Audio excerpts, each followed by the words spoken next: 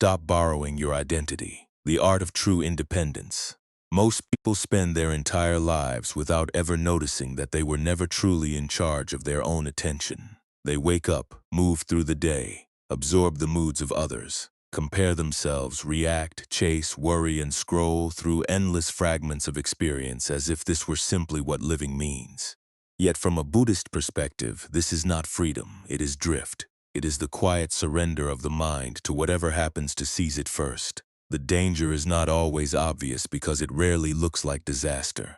It looks ordinary. It looks like ambition, concern, self-awareness, ambition, social awareness, or the harmless habit of checking what others are doing. But the mind that is always looking outward is the mind that has forgotten where its own center is. It becomes easy to disturb because it is always being pulled by the outside world. In that condition, a person may appear active, connected, even successful, while internally they are never actually resting inside their own life. This is why the Buddhist path is so unsettling to the ego. It does not tell you to fight the world on its own terms. It tells you to stop feeding it with your attention. That sounds simple, but it is radical. The moment you stop constantly measuring yourself against other people, the moment you stop treating their progress as your mirror, the moment you stop reacting to every opinion, you begin to enter a different kind of life. Not louder, not flashier, quieter. And in that quiet, something changes. Comparison loses its power, and with it, a great deal of suffering. Comparison is one of the most persistent sources of inner disturbance because it disguises itself as motivation. People tell themselves that comparing is useful, that it helps them improve, that it gives them standards, that it keeps them from becoming complacent. There is a grain of truth in that, but only a grain. In practice, comparison usually does something much more corrosive. It drags the mind away from reality and into a synthetic world made of rankings, projections, and imagined deficiencies. The Buddha was direct about suffering because he saw that it does not emerge simply from pain itself.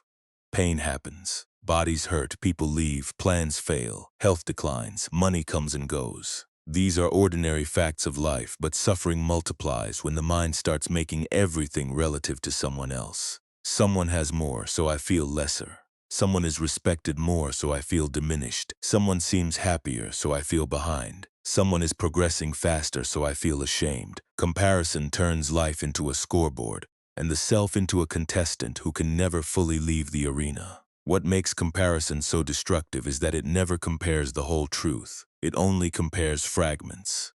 You see someone's visible success, not the hidden anxiety underneath it. You see their achievement, not the struggle it cost. You see their wealth, not the emptiness they may carry. You see their confidence, not the insecurity that may sit beneath it. In other words, comparison is a dishonest measurement. It compares your private pain with someone else's public surface. No one wins in that game because the rules are false from the beginning. Buddhism turns the mind in a different direction. It does not ask you to compete your way into peace. It asks you to return your attention to what is actually happening within your own life.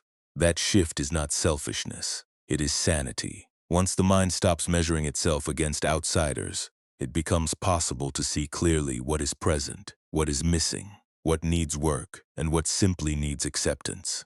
Comparison interrupts that clarity because it forces the mind to live in a manufactured standard that has no stable center. The result is always the same: restlessness. A person who is ruled by comparison may feel a burst of energy at first. They may become driven, ambitious, or determined. But the energy is unstable because it is built on lack. It says, "I am not enough until I catch up." That sentence is poison. It ensures that even progress will not bring relief. Because once one target is reached, another comparison will appear. There is always someone richer, smarter, more attractive, more respected, more advanced, more successful. The finish line keeps moving because the game itself is broken. That is why comparison is not harmless. It is a psychological poison that appears respectable. It can even feel productive, but in the end it steals peace while promising improvement. It weakens presence, because the mind cannot fully inhabit what it is doing if it is constantly checking where everyone else is. Liberation begins the moment comparison loses its authority. Then the self is no longer defined by an external reference point. It can simply stand where it is and work from there. That is the beginning of real progress. If comparison is one way the mind loses itself, attention is the way it spends itself. Every human being has a finite supply of mental energy each day. Attention is not infinite. It is a currency, and once spent, it is gone. This fact is obvious in theory and ignored in practice. Most people give their best energy to things that do not build them. They replay conversations, watch other people's lives, obsess over appearances, scroll through distractions, and let their focus dissolve into fragments that leave no lasting value. This is not a minor habit. It is a form of self-destruction that unfolds so slowly it often feels normal. The Buddha emphasized mindfulness because the present moment is where life actually happens, not in speculation, not in comparison, not in the mental theater of imagined approval and imagined failure. The present is the only place where peace can be found, because it is the only place where reality is available without distortion. When your attention is elsewhere, your life is elsewhere too. You may still be moving through the day, but you are not truly there. This is why modern life can be so dangerous. It does not need to defeat you directly. It only needs to distract you enough that your attention is no longer yours. If your mind is always being pulled outward, then the world can shape your inner state without resistance. It can keep you reactive, scattered, and tired. In that state, even simple tasks begin to feel heavy because your mental energy has already been consumed elsewhere. What you attend to grows. That principle is simple, but it governs almost everything. If you feed resentment, it expands. If you feed discipline, it strengthens. If you feed envy, it becomes a habit. If you feed clarity, it deepens. If you keep returning to what irritates you, your mind becomes trained in irritation. If you keep returning to what matters, your life begins to align around purpose. This is why attention is not a trivial faculty. It is the mechanism by which character is formed. A person who does not govern their attention is not free, even if they appear busy or accomplished. They are reactive to the loudest signals around them. Their energy leaks into everything that flashes, interrupts, or tempts them. Over time, this creates a life that feels full but not meaningful. The mind is always busy, but rarely directed. Focusing on yourself, in the Buddhist sense, is not vanity. It is conservation. It means refusing to spend your limited energy on every passing comparison, every useless argument, every imagined slight, every external performance that does nothing to strengthen your inner life. This is not withdrawal from the world. It is a refusal to be consumed by it.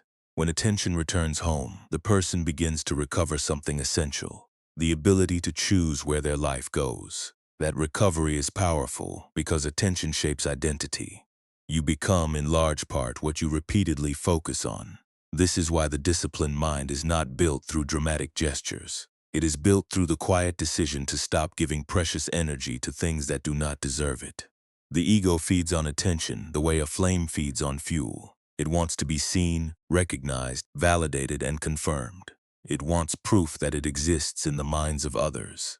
This is why people often announce their goals too early, talk too much about their struggles, and narrate their progress before anything substantial has actually been built. The ego enjoys the feeling of being witnessed. It wants applause before substance, image before integrity. Buddhism does not flatter that impulse, it exposes it. The ego is fragile not because it is too small, but because it is too dependent. It requires constant reflection from the world in order to feel real. When attention is withdrawn, the ego becomes uneasy.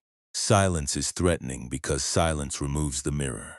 Without an audience, many of the ego's performances lose their energy. What remains is the simple question of whether anything genuine is actually happening underneath all the display.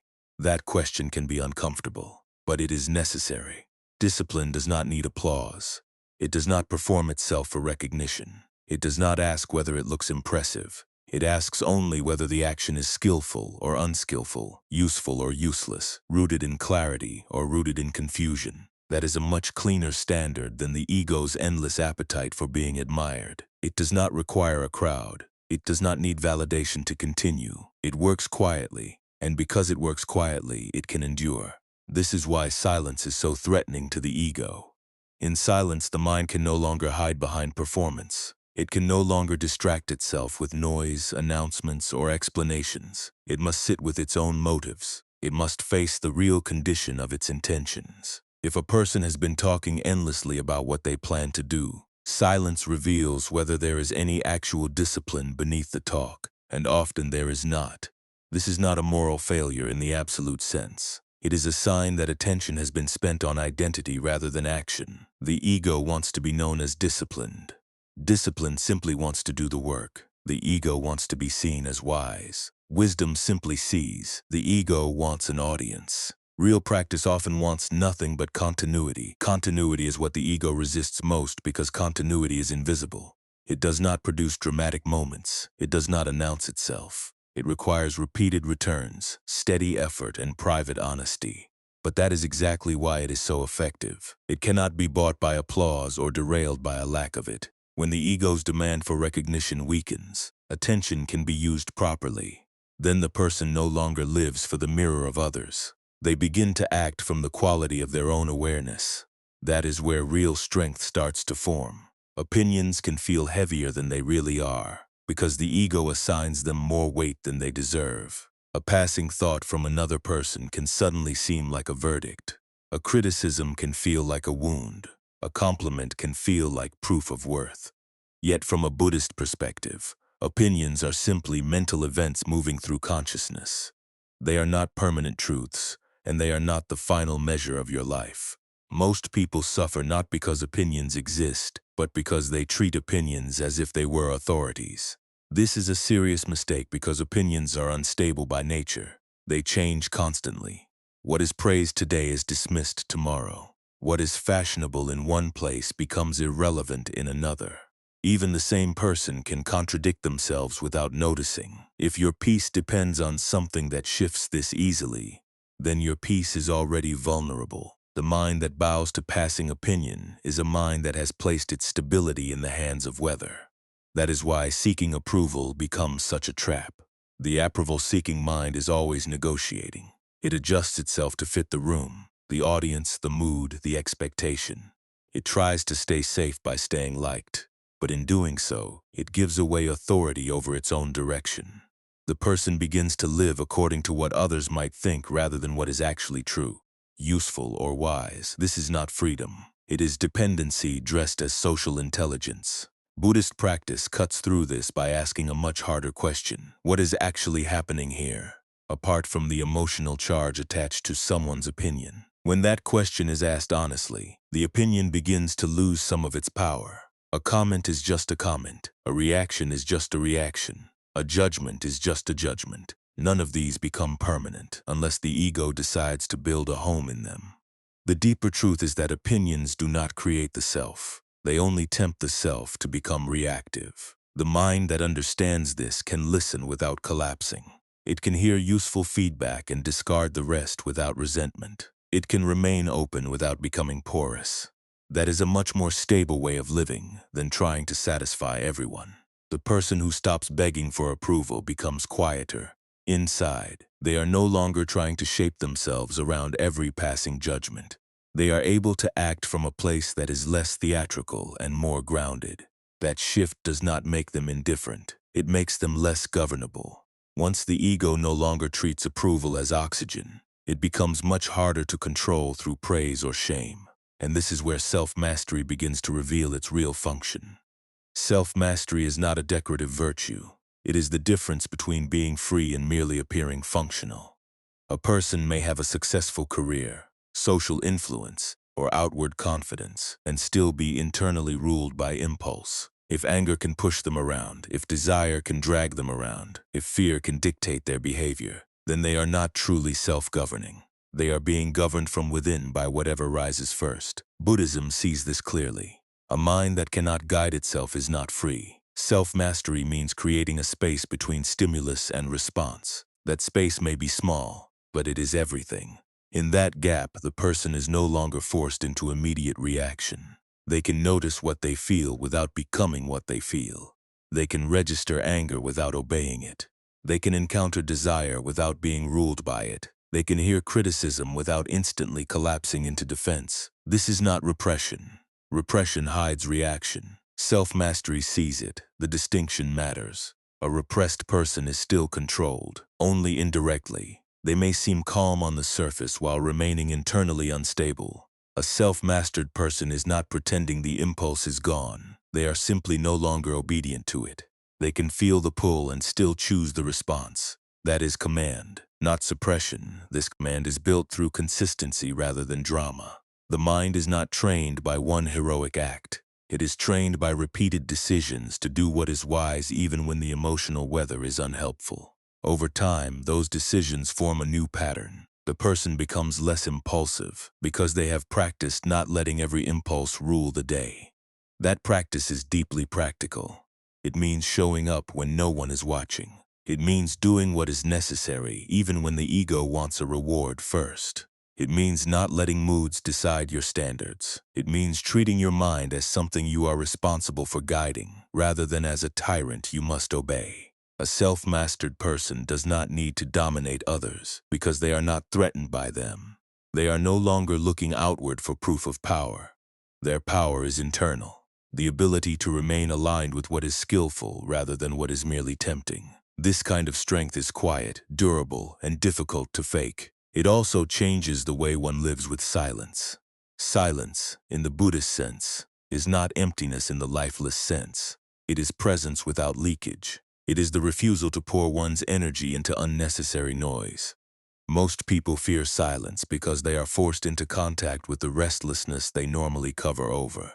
The mind wants stimulation, explanation, and constant output because those things distract it from its own instability. But silence is where authority begins to form.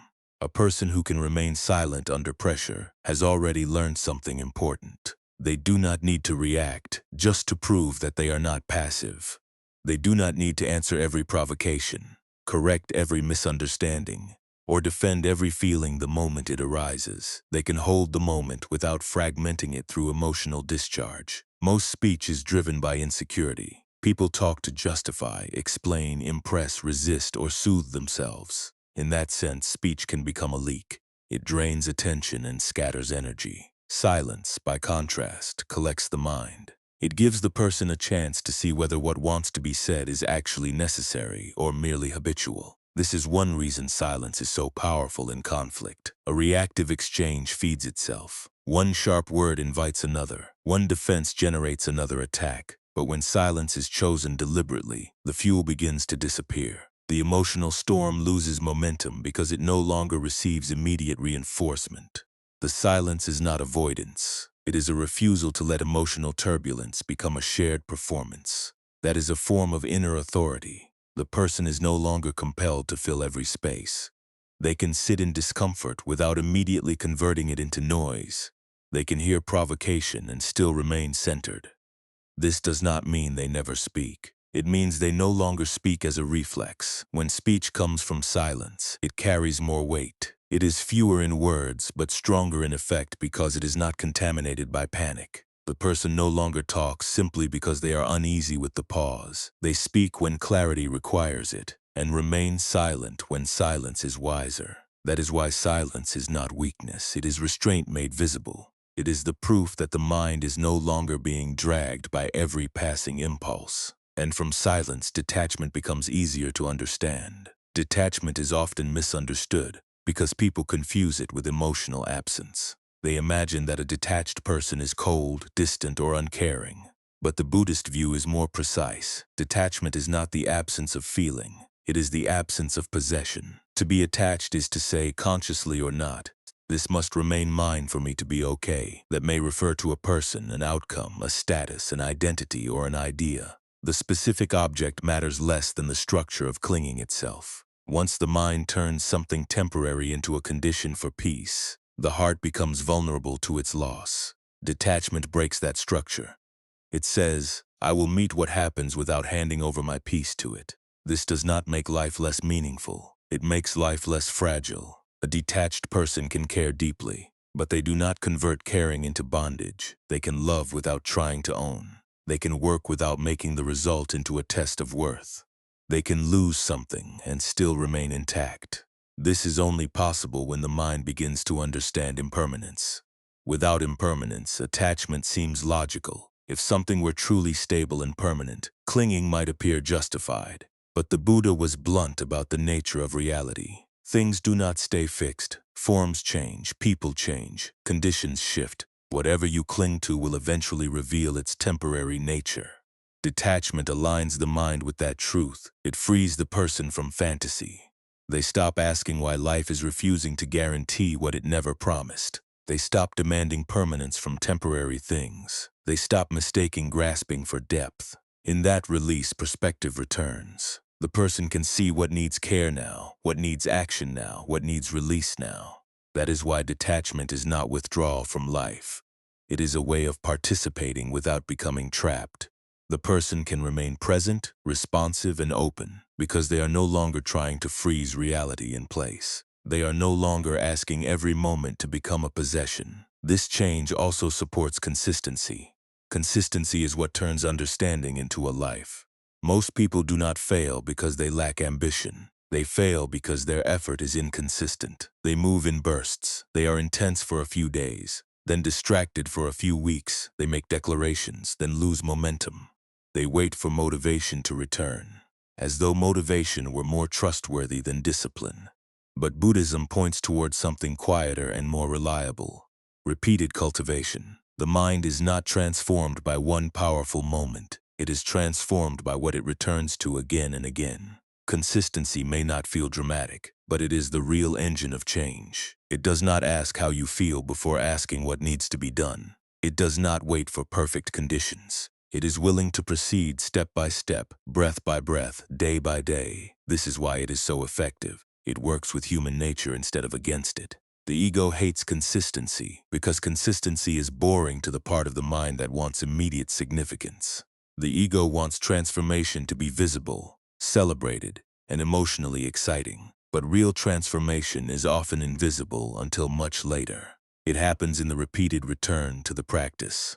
It happens in the private decision to continue. It happens in the refusal to quit just because progress is not dramatic. This is why the Buddhist image of gradual cultivation matters so much. The mind changes the way a jar fills with water, not all at once, but drop by drop. A single drop looks insignificant. Repeated enough times, it becomes a full vessel. That is how character is formed. Not by a flood of inspiration, but by a long sequence of small, faithful returns. The person who learns consistency becomes less vulnerable to mood. They are no longer governed by the volatility of enthusiasm. They know that what matters is not intensity, but continuity. That makes them quiet in a powerful way. They do not need to announce their discipline because they are already practicing it. They do not need to prove they are serious because their habits show it. Consistency also reveals where the mind keeps wandering, which brings us to repeated returns. I can continue with part 3 if you want me to keep going. Consistency becomes real only when the mind learns the art of returning.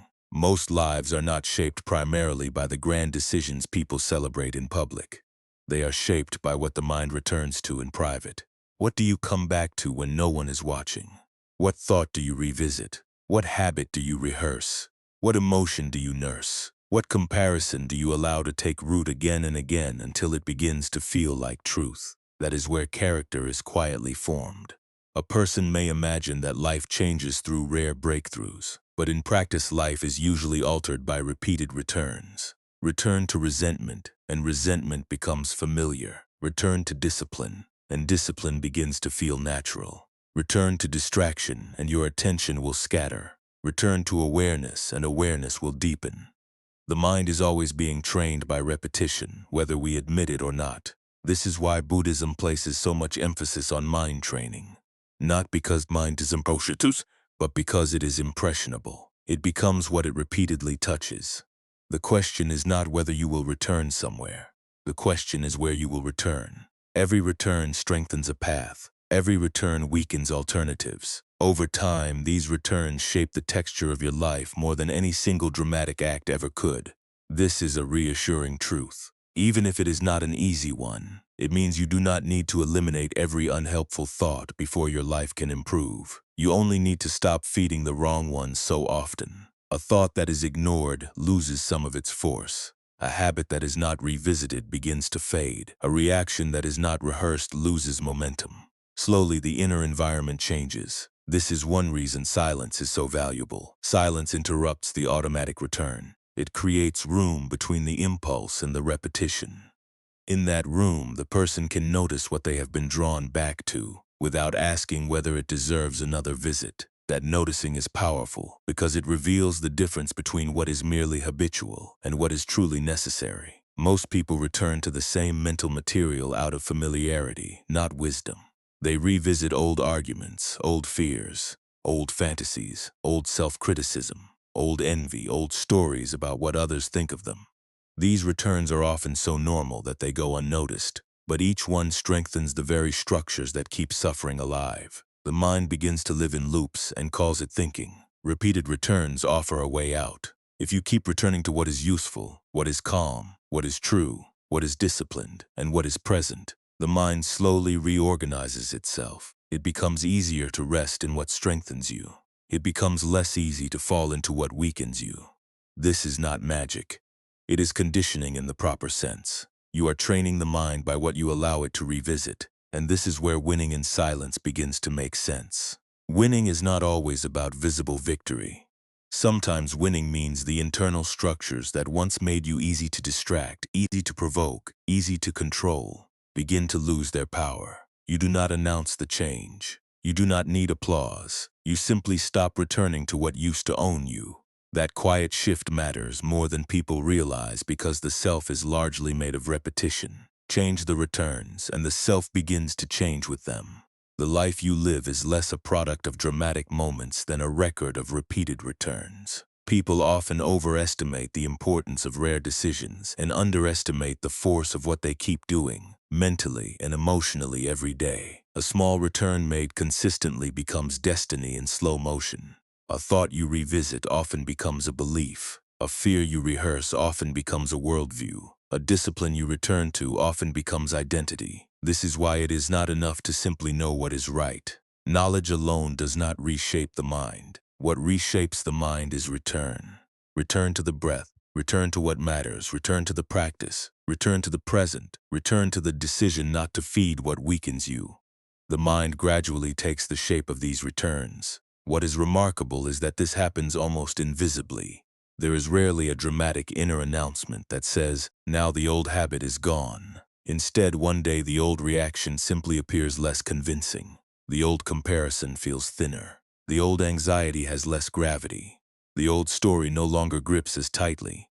The person may not even be able to identify the exact moment the change occurred. They only know that the mind no longer returns to the old place with the same obedience. That is how transformation usually works. Quietly, repetitively, without spectacle. This is also why discipline matters so much. Discipline is not punishment. It is the art of making wise returns more likely than unwise ones. It says, "I will come back to what builds me." That may sound simple, but it is one of the most radical commitments a person can make. It means refusing to keep revisiting the same mental injuries just because they feel familiar. It means ending the habit of circling back to what drains you.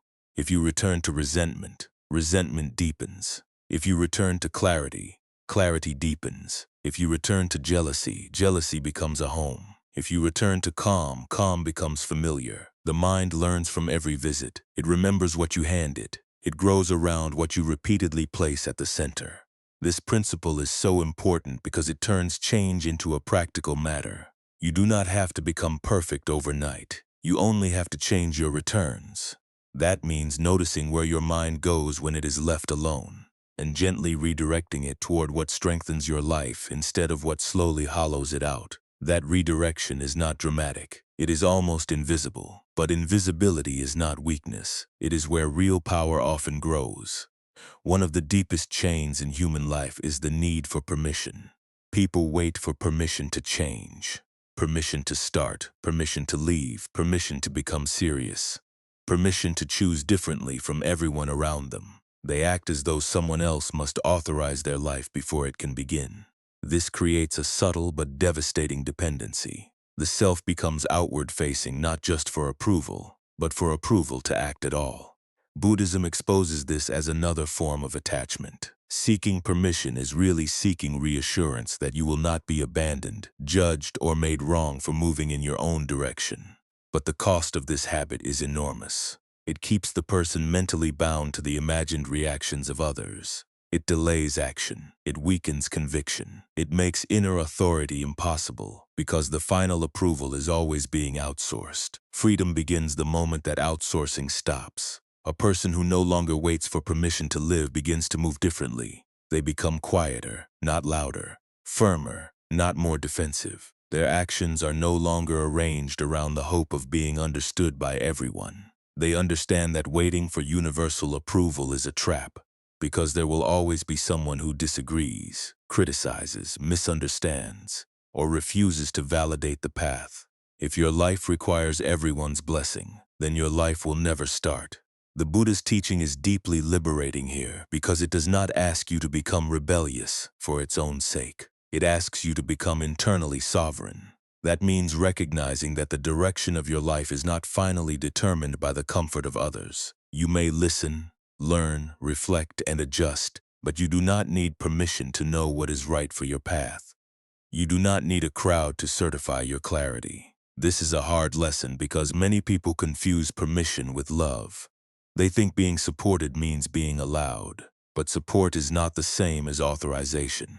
Others may be helpful, but they are not the source of your legitimacy. If they were, your life would always be at risk of being suspended by their uncertainty. The moment you stop asking permission, something useful happens. Your actions become quieter and firmer. You are no longer spending energy trying to convince the world that you deserve movement. You simply move. You no longer argue for your direction. You embody it. That is far more persuasive than explanation. More importantly, it is far more stable. Most barriers that seemed external were actually internal delays created by fear of disapproval. Once that fear weakens, many doors open that the mind had been standing beside for years without entering. The person discovers that the obstacle was not a locked gate. It was the assumption that someone else had to say yes first. This does not make the person reckless. It makes them free enough to take responsibility for their own life. They begin to understand that seeking permission is often just another version of attachment to acceptance. Letting that attachment go is part of growing up in the deepest sense. It is the end of the habit of waiting at a door that was already open, and that brings the path back to the same truth again. Your suffering decreases the moment your attention returns to yourself. Winning in silence does not mean defeating others. It means ceasing to surrender your inner life to noise. The real victory is internal. Less distraction, less dependence, less comparison, less need for permission, less need for applause. It is the gradual replacement of ego with discipline and of reaction with awareness. No one may notice this process from the outside, but that is part of its strength. It does not need witnesses to be real. The ego wants visible proof. It wants to be admired for its growth, praised for its discipline, and recognized for its insights. Silence denies it that mirror. In silence, the person is left alone with their intentions. That can be uncomfortable at first because it strips away performance.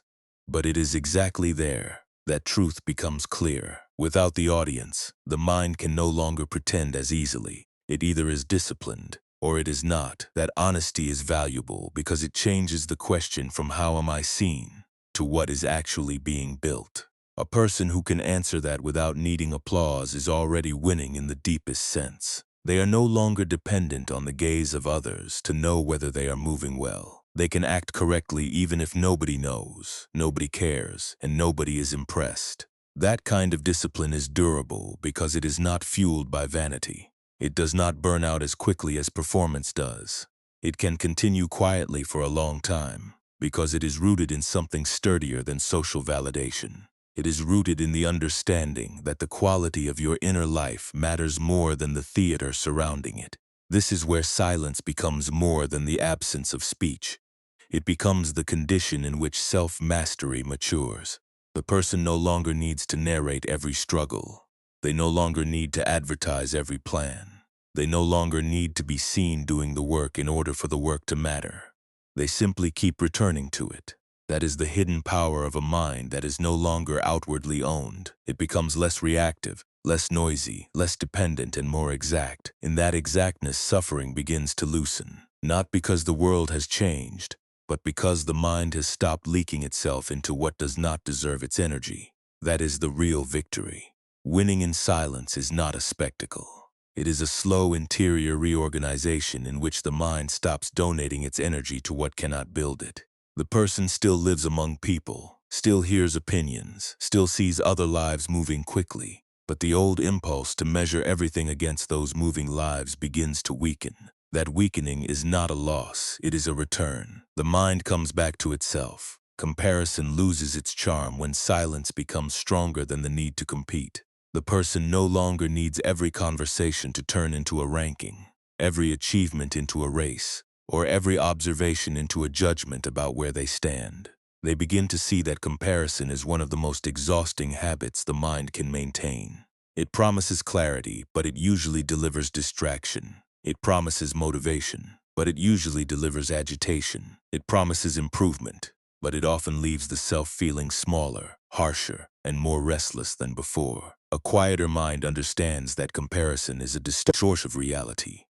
It takes fragments from one life and fragments from another, then arranges them into a false hierarchy. You see someone's polished surface and compare it to your private uncertainty. You see their visible progress and compare it to your unseen effort. You see their confidence and compare it to your doubts. This is not a fair measurement. It is a mental trap dressed up as realism. The Buddhist teaching points away from that trap by asking a better question. What is actually happening in your own life right now? Not what someone else is doing. Not what your ego fears you should have done by now. What is here?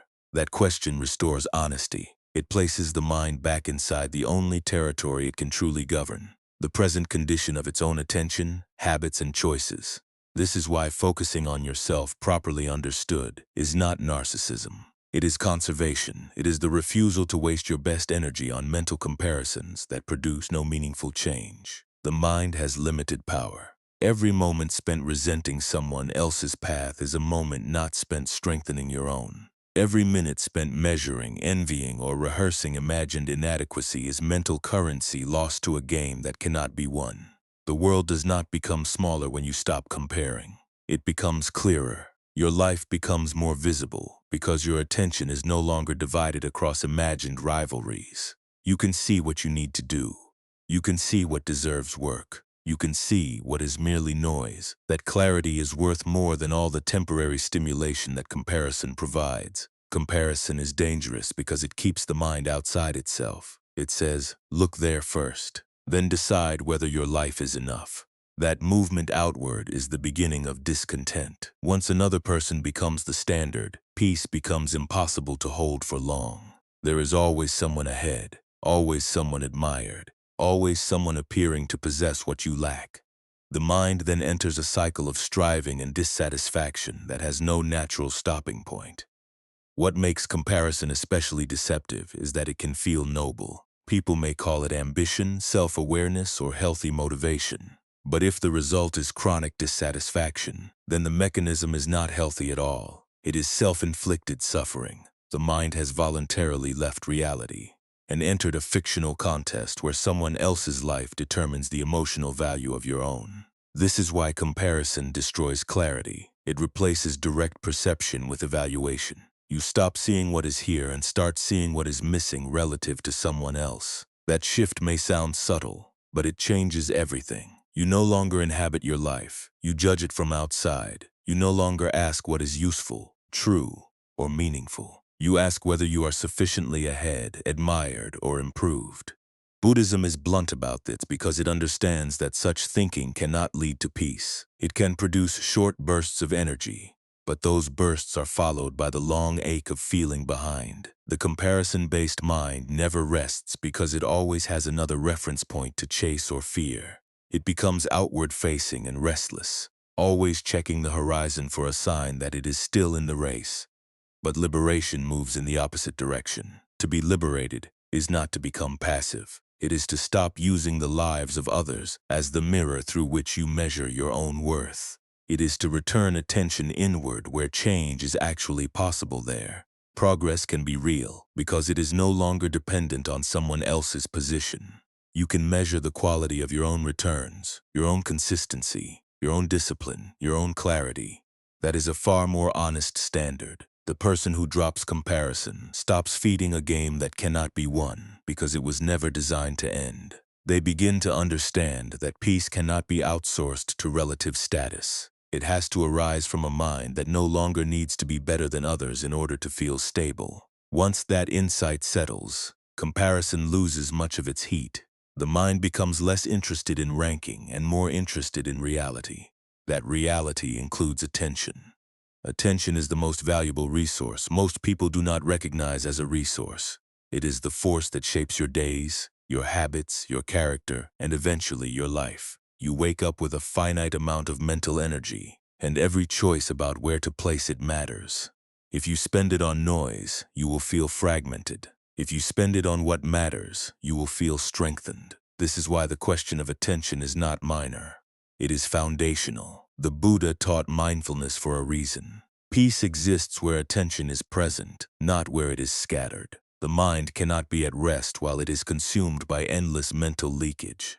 Obsessing over other people's progress, rehearsing arguments, scrolling without purpose, revisiting old comparisons, and feeding resentment are not harmless habits. They are a slow drain on the very energy needed for a meaningful life. Modern life encourages this drain because distraction is profitable. The system does not need to break you directly. It only needs to keep pulling your attention away from what would make you strong. If your awareness is always available to be captured, then your life is easy to manipulate.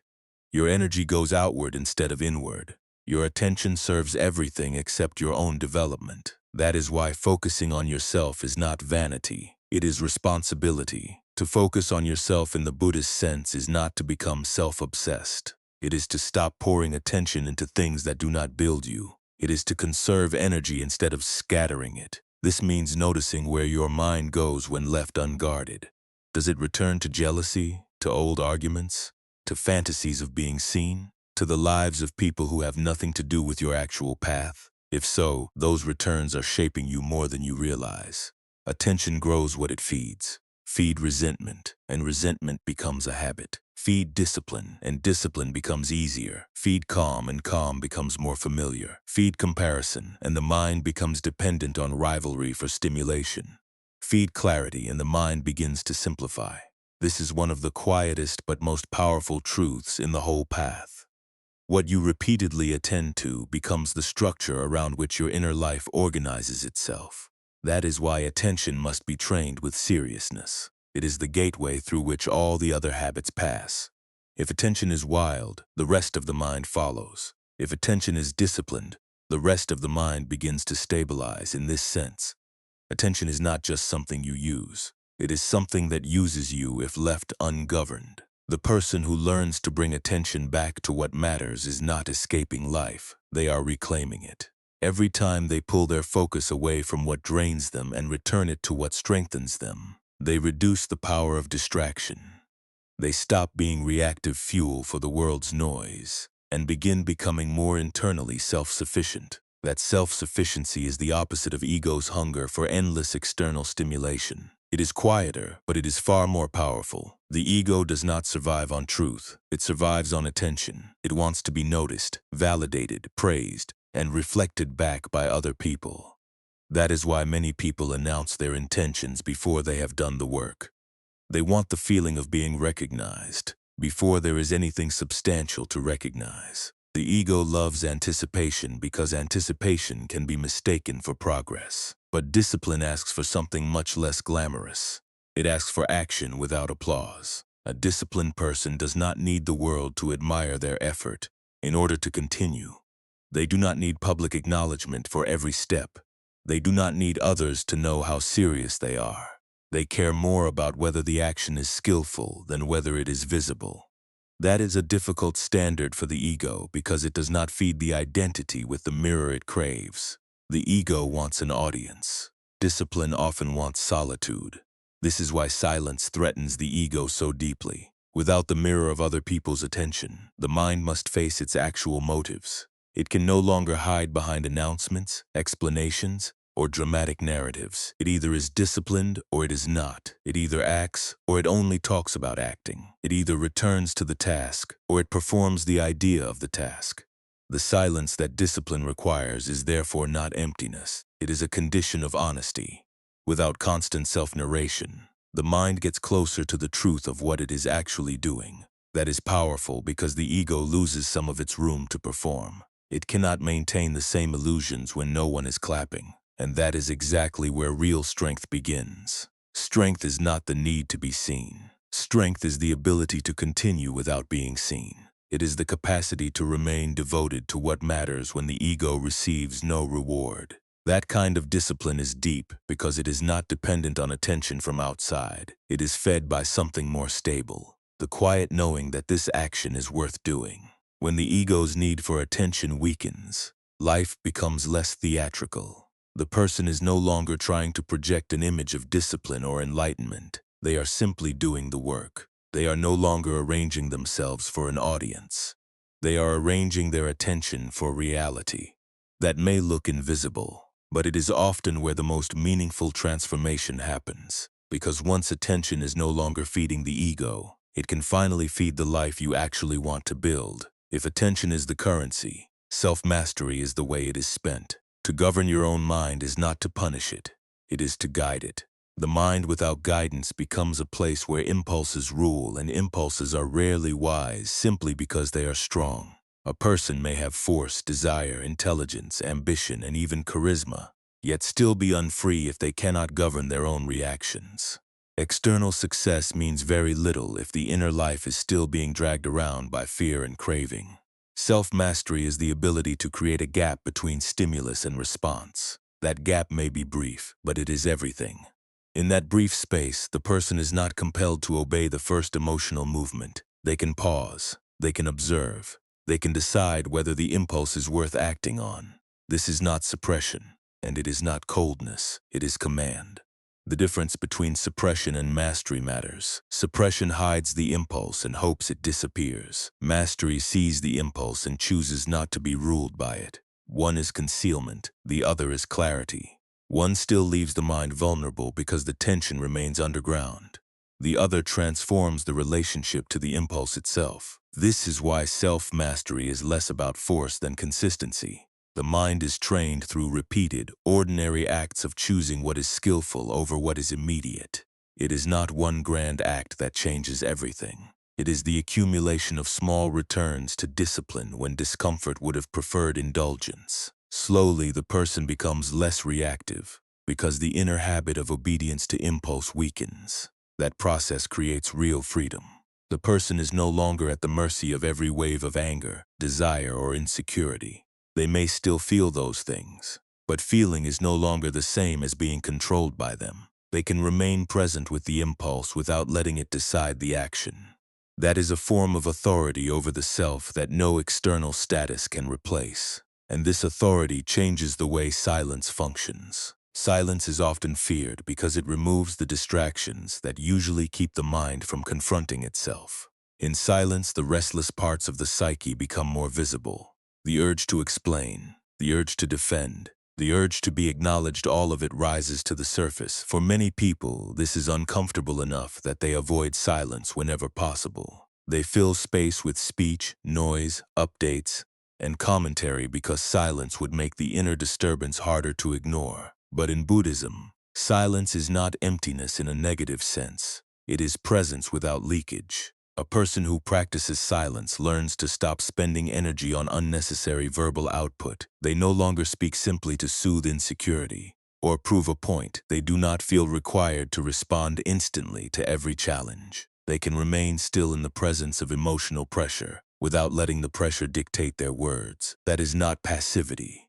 It is power that refuses to waste itself. Most speech is reactive. It springs from the need to justify, defend, impress, or correct. Silence disrupts that pattern because it creates room before language. In that room, the person can see whether speaking is actually useful or merely habitual. Very often, what wanted to be said can be left unsaid without harm. The emotional storm then loses momentum because it no longer receives verbal fuel. This is why silence can dissolve conflict. Many arguments survive only because both sides keep feeding them. If one side stops reflexively adding energy, the pattern often weakens. Silence denies the drama the reinforcement it needs. That is not avoidance. It is clarity refusing to cooperate with escalation. When silence becomes habitual, it also reveals something important. The person no longer needs to announce their strength. They are not trying to perform stability. They are simply living from it. Their silence says, without words, that the mind is no longer required to constantly prove its existence. That is where detachment becomes clearer. Detachment is one of the most misunderstood teachings because people equate it with coldness or indifference. But detachment is not emotional absence. It is the absence of possession. The attached mind says, "This must remain in a certain way for me to be okay." The detached mind says, "I will meet what happens without making my peace depend on it." This is not a rejection of feeling. It is a rejection of bondage.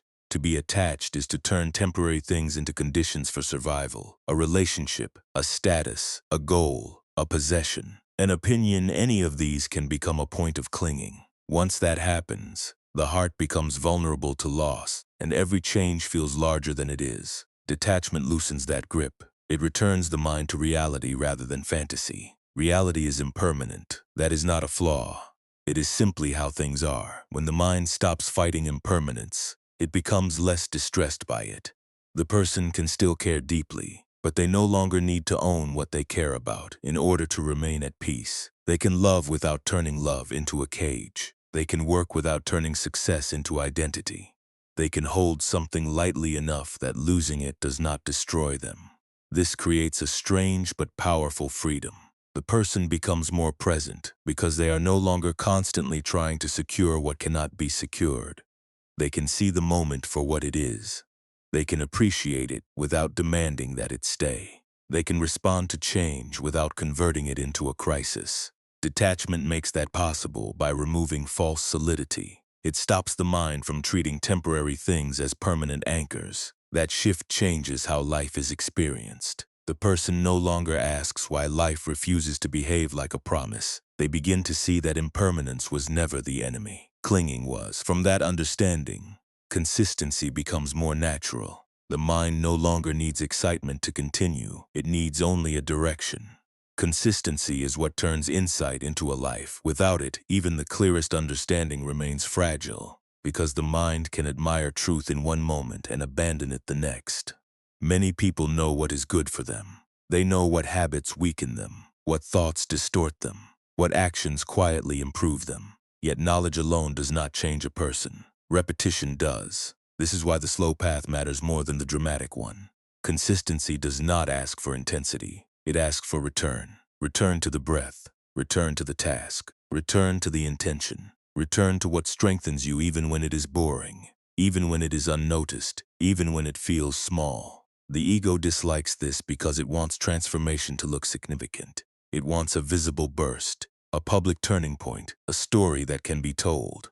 But real growth is often more ordinary than that. A disciplined life is built through repetition so quiet that it can be mistaken for nothing at all. One day, the mind simply finds itself less scattered. The old impulse to indulge every distraction no longer feels inevitable. The old habit of comparison no longer pulls as hard. The old urge to react has less authority. These changes are rarely announced by the self. They are noticed only in hindsight. When the person realizes they are no longer returning to the same old places as often. That is how character changes, through repeated returns. What matters is not how many times the mind wanders, but where it keeps choosing to come back. If it keeps returning to resentment, resentment becomes familiar. If it keeps returning to clarity, clarity becomes more available. If it keeps returning to distraction, attention grows weak. If it keeps returning to discipline, discipline becomes a little more natural each time. Every return is a vote. Every return strengthens a pathway. The mind is always being trained by what it revisits. This is why the notion of winning in silence makes sense. The real victory is not a public one. It is the private reorganization of the inner life. You stop returning to what wastes you. You stop rehearsing what poisons you. You stop feeding the loops that keep you restless. And because you stop returning to them, they begin to lose their power. This is not glamorous work. It is almost invisible. But invisible work is often the only kind that lasts. Your life is built less by dramatic breakthroughs than by the small things you return to again and again. That simple fact explains why so many people remain stuck even though they want change. They keep revisiting the same inner material, the same self-criticism, the same old comparison, the same argument, the same emotional wound, the same fantasy of what others think. Each return reinforces the habit, and the habit becomes the path. Buddhist practice understands this with great precision. It does not imagine that the mind changes by force alone. It changes through cultivation. The person who keeps bringing awareness back to what is useful slowly weakens the old patterns. The person who keeps rehearsing what is harmful slowly strengthens them. The direction of your life is often decided by what you repeatedly revisit when no one is watching. That is why the practice of returning to the present is so important. Not because the present is always pleasant, but because it is the only place where life can actually be met. The past can be revisited, but it cannot be changed by obsessive replay. The future can be imagined, but it cannot be controlled by worry. The present is where clarity lives. Each return to it is a recovery of power. This changes the nature of discipline. Discipline is not just refusing temptation in one dramatic moment. It is the repeated choice to come back to what you know builds you. Again and again, the mind will drift. Again and again, it can be brought back. That return is not failure, it is training. The repetition itself creates the strength. Over time, the mind becomes more familiar with calm, because calm has been returned to often enough to become natural. The same is true of reactivity. If you keep returning to reactivity, it becomes easier to access. If you keep returning to awareness, awareness becomes more accessible. This is one of the clearest ways to understand how inner change works. You become what you return to. That means the work is less about eliminating every unhelpful thought and more about refusing to make a home out of them. Thoughts come, you notice them. You do not have to live there. The mind can be trained to stop taking temporary moods as destinations. It can simply return, over and over, to what is steady. This is the hidden power of repetition. It quietly builds a self that is less reactive and more anchored. And because that self is less dependent on old loops, it becomes easier to live from a place of inward authority. One of the deepest forms of dependency is the need for permission. People do not only wait for approval from others, they often wait for permission to become who they already know they need to be. They wait for someone to say they are allowed to change, allowed to leave, allowed to grow, allowed to think differently, allowed to take a path that others may not understand.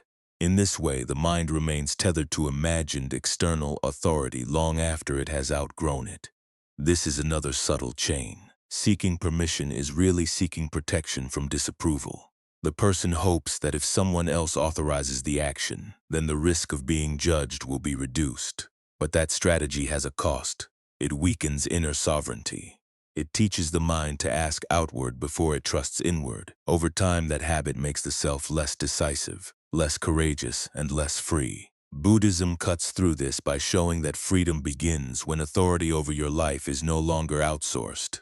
You still listen, you still learn, you still consider the wisdom of others, but the final movement belongs to your own clarity. If you know what is right for your path, you do not need universal agreement before you move.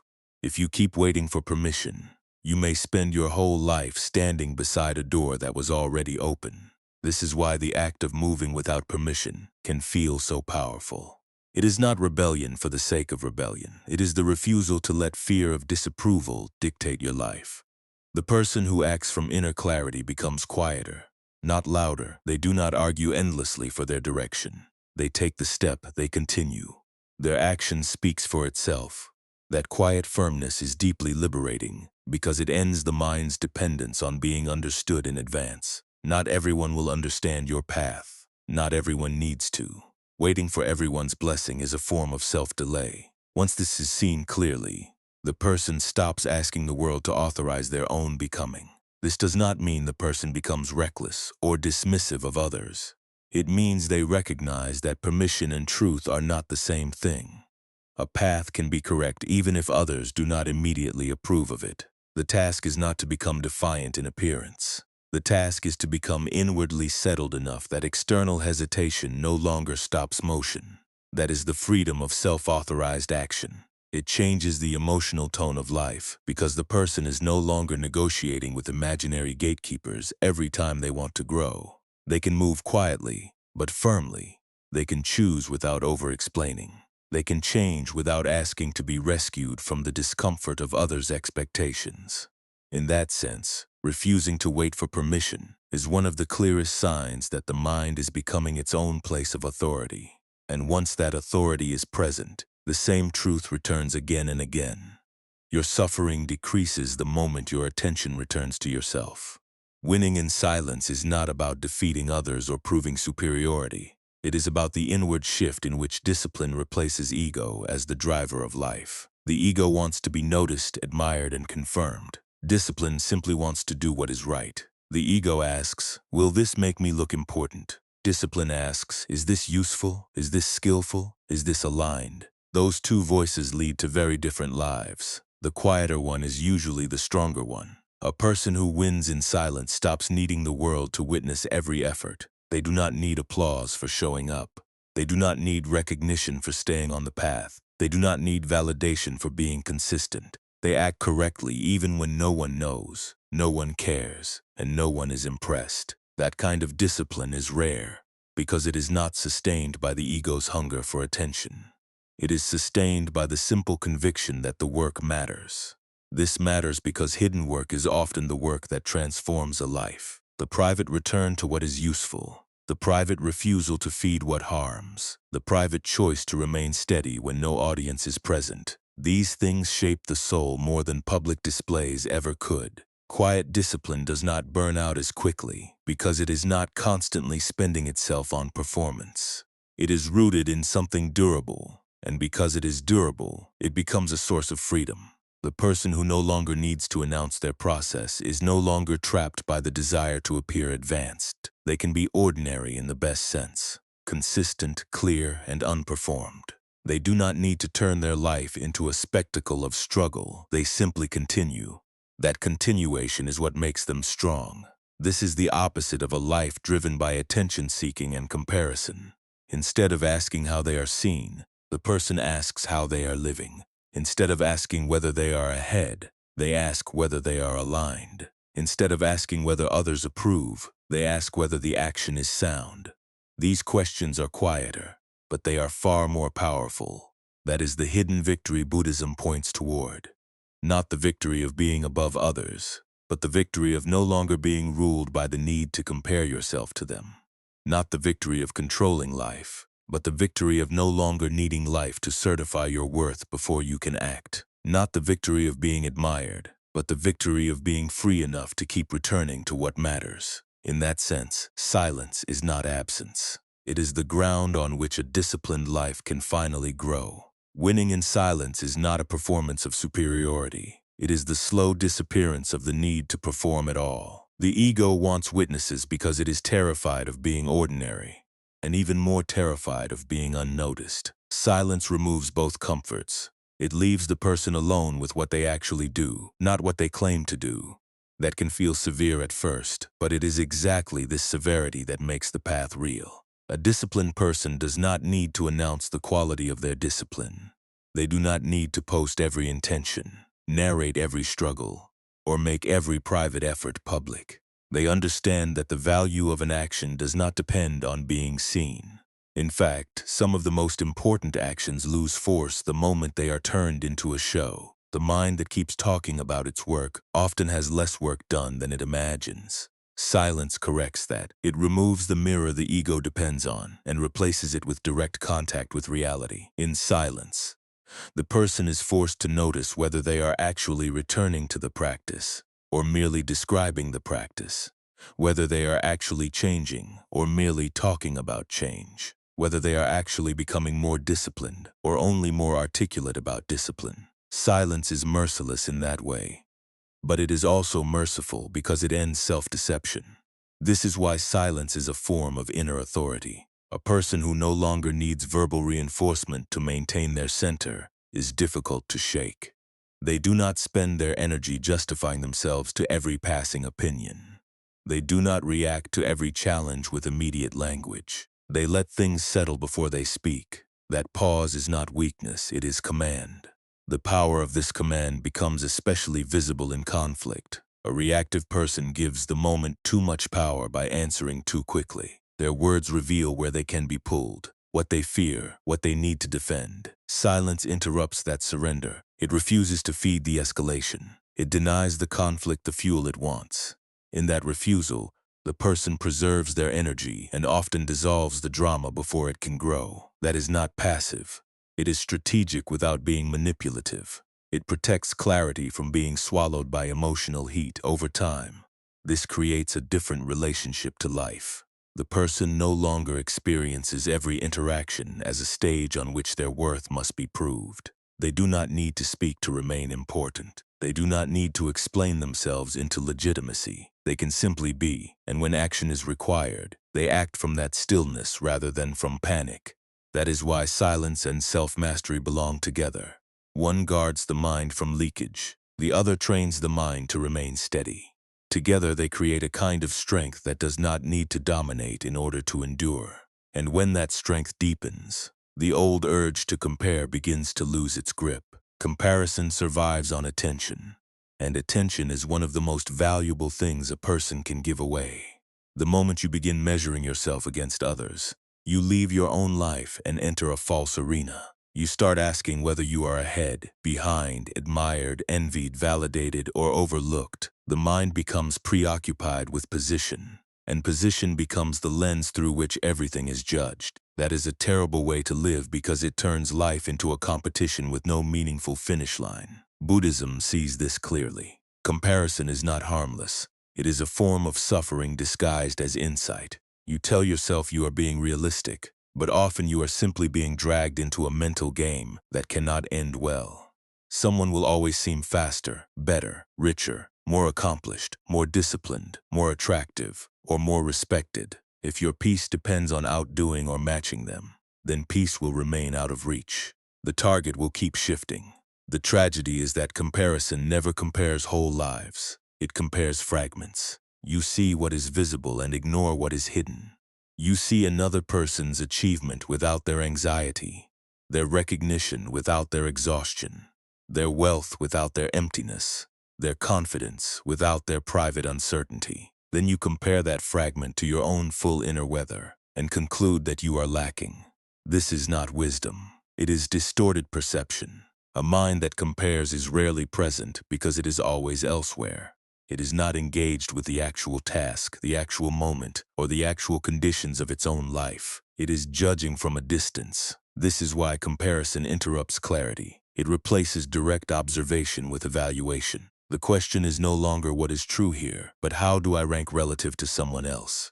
That shift is subtle, but it poisons peace immediately. This is also why comparison and desire often work together. Comparison tells you you are behind. Desire tells you how to catch up. But because the standard is external and unstable, the chase never settles. The mind remains hungry. It becomes dependent on the possibility that someday the gap will close, though it never really does. The result is a short burst of motivation followed by a long tail of dissatisfaction. Liberation means refusing the game. It means returning to your own life as the proper field of attention, not with self-obsession, but with honesty. What needs work? What needs discipline? What needs letting go? Those are real questions. Who is ahead of me in the public imagination is not. When the mind returns to what is actually happening within its own sphere, comparison loses a great deal of its power. That return to self is not arrogance. It is realism. It is the recognition that your energy is too precious to be wasted on measuring yourself against people whose full lives you do not know. Once that becomes clear, attention can be reclaimed and redirected. Attention is the raw material of a life. Where you place it determines what grows, what weakens, and what becomes familiar. A person may believe they are making progress while spending most of their mental energy on things that do not build them at all. They replay conversations. They watch other people. They compare. They anticipate. They resent. They scroll. They drift. Then they wonder why they feel depleted. The answer is simple. Attention was spent on what had no return. The Buddha emphasized mindfulness because the present moment is the only place where your life is actually happening. The past is memory. The future is projection. Both can be useful, but neither is where peace resides.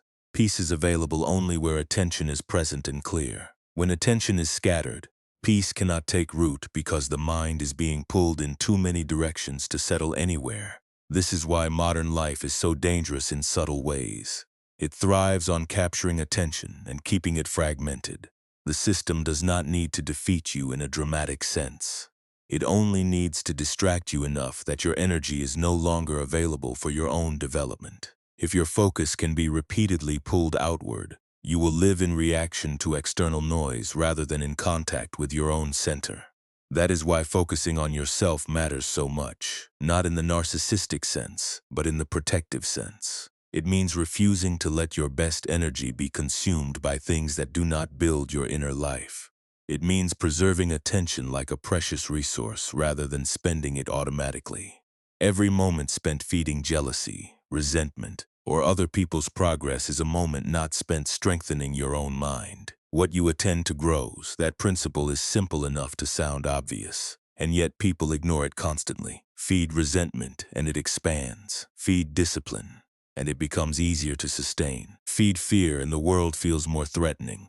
Feed calm, and calm becomes more familiar. Feed what you want to diminish, and it remains alive. Feed what you want to increase, and it begins to shape your character. Attention is not just a tool. It is the mechanism by which the inner world is formed. This is why the disciplined mind is often quiet. It is not constantly leaking attention into every visible distraction. It is selective. It returns to what strengthens rather than what weakens. It does not confuse constant stimulation with living. It understands that the cost of attention is real, and once spent, it cannot be recovered from the same moment. That makes attention a responsibility. Not in a moralistic sense, but in a practical one. If you do not govern it, something else will. And once something else begins governing it, your life will increasingly take shape around forces you did not choose. That is the beginning of inner instability. But attention can be trained, and when it is trained, the ego starts to lose some of its influence. The ego survives on attention in the same way a fire survives on fuel. It wants to be seen, recognized, and confirmed. It wants proof that it matters. This is why people often announce their goals before doing the work. The announcement gives the ego a feeling of identity before substance has been built. The mind enjoys being perceived as on the path, even when it has not yet walked very far. But discipline has no need for this theater. A disciplined person does not ask whether the work looks impressive. They ask whether the work is useful. They do not need applause to continue.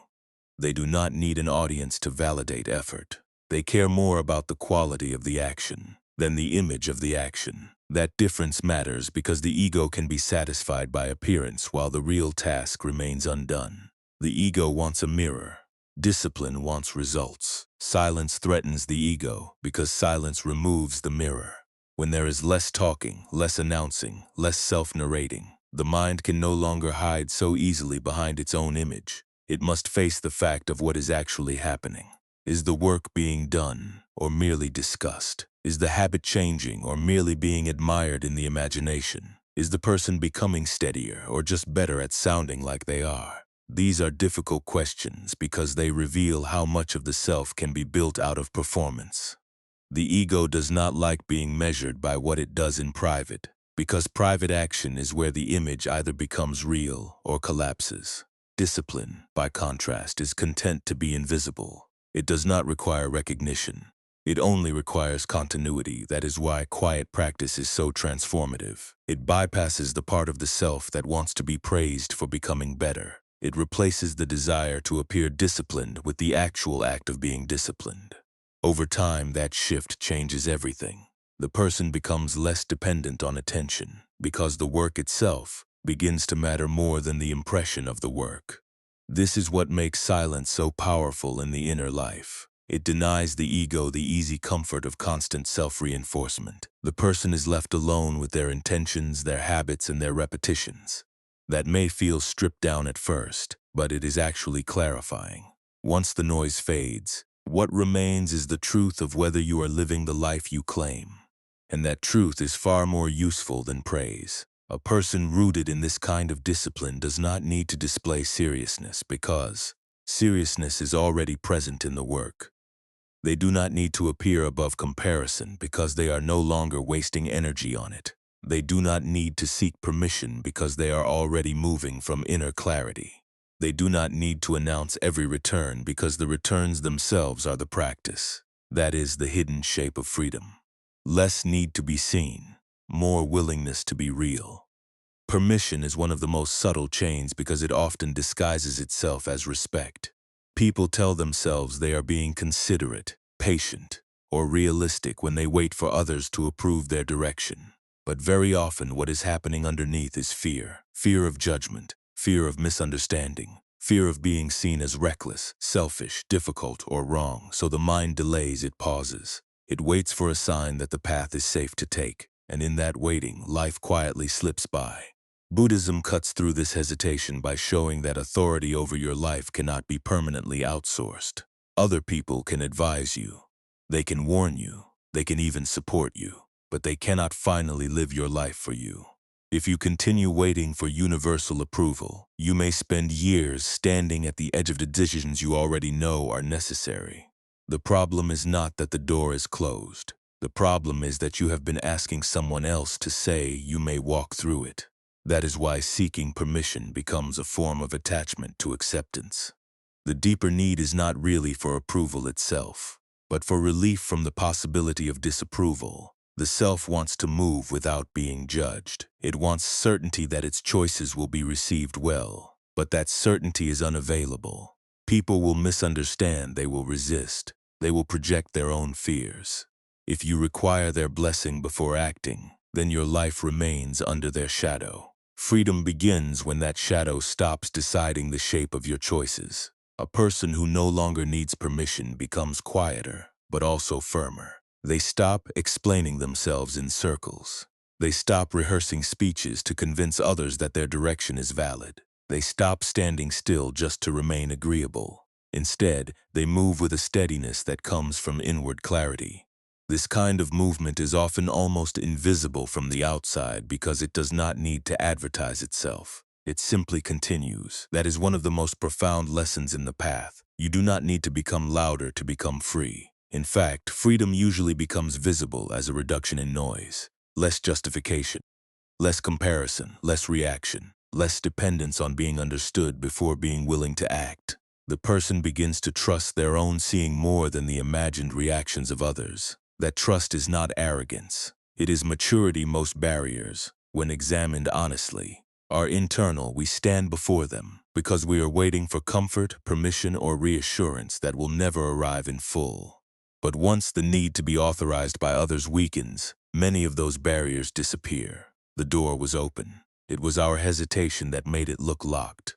Winning in silence means allowing discipline to replace ego as the force that moves your life. The ego wants recognition for being on a path. Discipline wants to walk the path. The ego wants others to know it is improving. Discipline is satisfied to improve. The ego wants to be seen fighting. Discipline prefers to continue quietly even when no one is aware of the effort. This is a different kind of victory because it does not require a crowd. It does not need witnesses to feel real. In fact, it often becomes stronger precisely because nobody is watching. A person can finally see whether they are actually consistent, actually returning, actually choosing what is skillful, or simply building an image of someone who does those things. Silence makes the difference visible. That is why so much of the work has to happen in private. Private discipline is where ego loses its stage. There is no applause for showing up on a hard day, no recognition for resisting an old habit in secret. No reward for calmly returning to what matters after the mind has wandered. But those private returns are the ones that reshape a life. They are the invisible votes that decide your direction. The person who wins in silence no longer needs constant external feedback to remain committed. They do not do the work only when it is admired. They do it because it matters. They continue when the result is unclear. They remain steady when the old self wants drama. That steadiness is powerful because it is not dependent on being noticed. It is anchored in intention. This kind of discipline is hard for the ego to understand because the ego measures value through visibility. It wants to be applauded for effort, before effort has even had time to mature into substance. Silence refuses to cooperate with that impatience. It says, keep going, keep returning, keep building. Even if it looks small, the result will emerge later. But the work itself is already meaningful now. That is the hidden victory. Not the victory of outshining others, but the victory of no longer needing to be seen to remain devoted. Not the victory of controlling the world, but the victory of governing the self. Not the victory of proving worth, but the victory of living in such a way that worth no longer has to be proven at every step. The Buddhist path does not reward display. It rewards inner clarity, repeated return, and the quiet refusal to let ego dominate the day in that sense. The person who learns to live this way becomes difficult to disturb. They are not easy to pull into comparison, because they are no longer measuring themselves through the crowd. They are not easy to bait into reaction, because their energy is no longer available to every passing provocation. They are not waiting for permission, because they have already begun moving. That is what it means to win in silence. You stop feeding what weakens you. You return to what strengthens you. And you do it without needing to announce that you have begun. The mind that stops begging for permission also begins to notice how much energy had been spent on comparison. The two habits are closely connected. Comparison tells you where you stand relative to others. Permission tells you whether you are allowed to move at all. Both keep your attention outside yourself, and both can quietly dominate an entire life without ever appearing openly oppressive. The comparison-based mind is always unstable because it uses other people's visibility as its measuring device. It watches success, status, beauty, wealth, influence, or intelligence, and then arranges its own worth around what it sees. But what it sees is only a surface. It never sees the full cost. It never sees the hidden fatigue, the private insecurity, the silent collapse behind the image. So the comparison is already distorted before the mind even reacts to it. That distortion creates suffering because the self is then judged against a fiction. You begin to feel behind. You begin to feel insufficient. You begin to feel as if your life is moving too slowly, or not in the right direction, or not with the kind of visibility that would satisfy the ego. But none of that is a reliable measure of reality. It is a psychological mirage built from fragments. Buddhism calls the mind back from that mirage by insisting that attention belongs to what is actually happening, not to the fantasy of where you should be. This return is a kind of relief. The moment the mind stops measuring itself against others, it can finally see what is in front of it without distortion. It can work with what is real. It can ask what is needed instead of what is impressive. It can notice the next step instead of fantasizing about some external standard of progress. That is where clarity begins to replace noise. And clarity is far more useful than comparison. Comparison makes you restless because it keeps pointing to what is missing. Clarity makes you effective because it points to what is present. Comparison says, you are not enough until you become more like that. Clarity says, here is your actual situation. Work from here. One fractures the mind, the other consolidates it. This is why focusing on yourself is not selfishness. It is the refusal to keep lending your attention to a game that only weakens you. Every time you stop looking sideways and return to your own path, you reclaim energy. That energy can then be used to build consistency, strengthen discipline, and deepen presence. In that sense, returning attention to yourself is an act of conservation. It protects what is most valuable from being quietly drained. A life built on comparison can never settle, because it is always asking another person's existence to determine its own emotional weather. A life built on clarity does not need that arrangement. It can simply observe, adjust, and continue. That is much quieter, but it is also much stronger. Attention is the field where that strength becomes visible. A person does not become free by accident. They become free by repeatedly placing attention where it can actually shape their life. This sounds simple, but it is one of the hardest disciplines to maintain because the world is constantly offering distractions that feel more urgent than the work of inner formation. Every moment you give to jealousy, resentment, overthinking, or compulsive comparison is a moment of attention that no longer belongs to your own growth. This is not a small loss. Attention is finite. It is not just time, and it is not just thought. It is the force that animates thought into direction. If it is scattered, your life becomes scattered with it. If it is gathered, your life begins to consolidate. Buddhism places mindfulness at the center of practice for precisely this reason. Peace does not appear where attention is continuously hijacked by noise. It appears where the mind becomes capable of seeing what is happening without immediately being pulled away from it. The present moment is the only place where direct contact is possible. The past can inform, the future can be planned, but only the present can be lived. This is why attention must be treated as a precious resource rather than a disposable habit. In the modern world, that is almost a revolutionary idea. So much of what pulls at people is designed to fracture the mind into fragments. Notifications, performances, comparisons, reactions, and endless commentary all compete for the same inner energy. If attention is not governed, it will be governed for you. And once it is governed externally, your life slowly begins to take shape around things you never consciously chose. Focusing on yourself, then, means making a deliberate return to what strengthens rather than what drains. It means asking, where is my attention going? What am I feeding? What is growing because I keep returning to it? If you keep feeding resentment, resentment becomes a habit. If you keep feeding discipline, discipline becomes a way of being. The direction of your life is often built from these repeated, almost invisible acts focus. This is why the person who is serious about transformation becomes more selective. They stop giving their best energy to things that cannot repay it.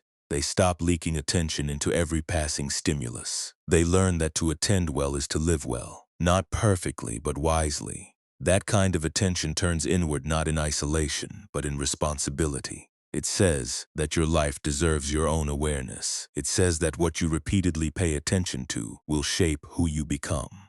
And if that is true, then attention is not a trivial habit. It is the architecture of the self. The ego is always waiting for attention, because attention is the fuel that keeps its image moving. It wants proof that it exists, proof that it matters, proof that it is seen from the outside in a way that confirms its own story. That is why so many people feel compelled to announce what they are doing before they have done it, or to display their seriousness before it has been tested. The ego does not merely want action. It wants an audience for action. Silence is dangerous to the ego because silence removes the stage. Without constant noise, self-commentary, and external validation, the person must confront what is actually there, rather than what the ego wishes others believed was there. Are you disciplined, or only speaking like someone who is disciplined? Are you changing, or only admiring the idea of change? Are you living from clarity, or only decorating yourself with the language of clarity? Silence makes these questions unavoidable, and that is why it feels uncomfortable to a mind that has relied on performance. But that discomfort is useful. It strips away the illusion that visibility and value are the same thing. A quiet person may be doing the work that truly transforms a life while receiving very little recognition for it. A loud person may be saying all the right things while remaining unchanged. Buddhism does not reward the appearance of discipline. It rewards the reality of it. That is why silence, when combined with consistency, becomes such a powerful force. It keeps the person honest. In silence, the ego cannot hide behind endless explanation. It must either submit to the work or reveal that it has only been talking about the work. This is not a punishment. It is a clearing away of noise so that truth can become visible. The person who learns to remain in that quiet begins to discover that they do not need the approval of others to continue. They can act correctly without being applauded. They can return to the practice without announcing the return. They can let the results speak for themselves. This is one of the deepest forms of freedom, because it is freedom from dependence on recognition. The ego may resist this at first, but the self becomes stronger when it no longer needs to be mirrored constantly by other people's attention. Without the mirror, attention can go where it should have been all along, into actual living, actual work, actual discipline, actual transformation. That is the beginning of self-mastery in its cleanest form. Self-mastery is not the suppression of the self, but the guidance of it. A person who cannot govern their mind is not truly free, no matter how successful they appear externally. External power can be temporary, fragile, and dependent on circumstances. Inner power, by contrast, is steady because it does not rely on controlling others. It relies on the ability to respond wisely rather than react blindly. This is where the Buddhist teaching becomes especially practical. The human mind is full of impulses. Some are useful, some are destructive, and many are simply habitual. Anger can rise, desire can surge, fear can tighten the body, envy can distort judgment, self-doubt can cloud perception. The question is not whether these states will arise, they will. The question is whether they will own you. Self-mastery creates a gap between the stimulus and the response. That gap may seem small, but it changes everything. In that space, the person can feel without immediately obeying. They can notice anger without exploding. They can register desire without being dragged. They can hear criticism without collapsing into defense. This is not repression. Repression buries the reaction while leaving it active underneath. Self-mastery sees the reaction clearly and chooses not to follow it. That choice is built through repetition. A mind does not become stable by accident. It becomes stable because the person keeps returning to the wiser response. Every time you pause instead of reacting, you strengthen the capacity to pause. Every time you refuse to obey an impulse that would weaken you, you make it a little easier to do so again. Over time, the mind becomes more governable because it has been trained to remain with itself.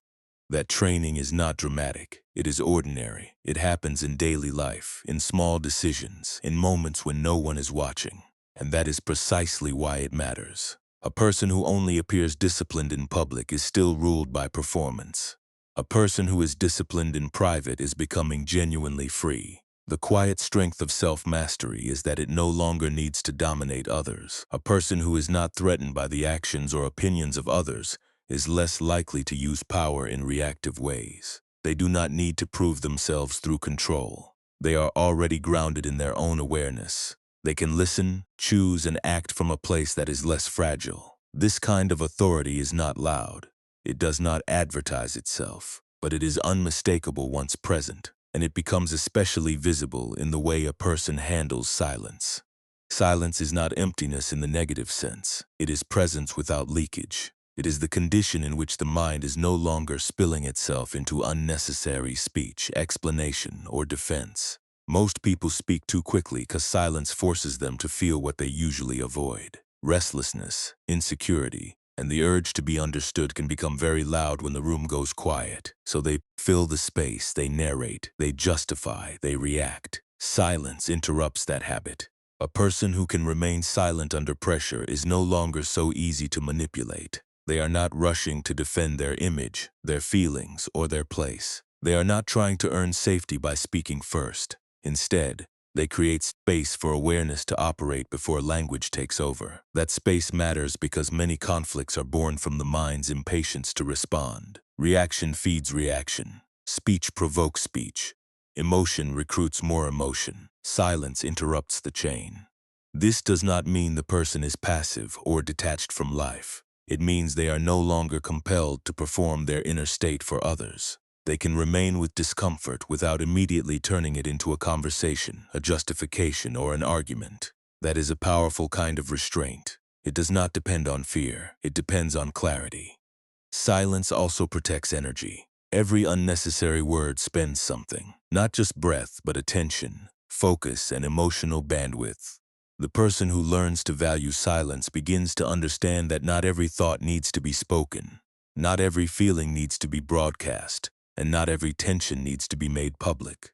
This conservation of energy is one reason silence becomes a training ground for inner authority. A silent person often appears less vulnerable because they are not offering their reaction so easily to the world. They are not giving away their center through constant speech. They are holding themselves in a way that is less fragmented. That does not make them cold. It makes them less available to chaos. And because they are less available to chaos, they are more able to remain present. Detachment is often mistaken for indifference, but they are not the same thing. Indifference is a lack of care. Detachment is care without possession. It is the ability to meet what happens without making your peace dependent on it. That distinction matters because the attached mind believes that holding tightly is a form of love, when in reality it is usually a form of fear. Attachment says, I need this to stay this way, or I will not be okay.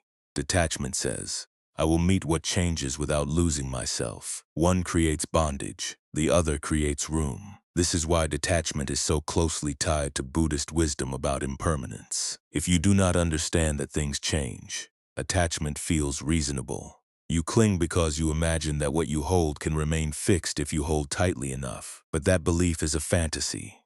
Everything temporary eventually reveals its temporary nature. People change, roles change, bodies change, outcomes change. The world does not freeze for our comfort. Detachment accepts that truth without becoming bitter about it.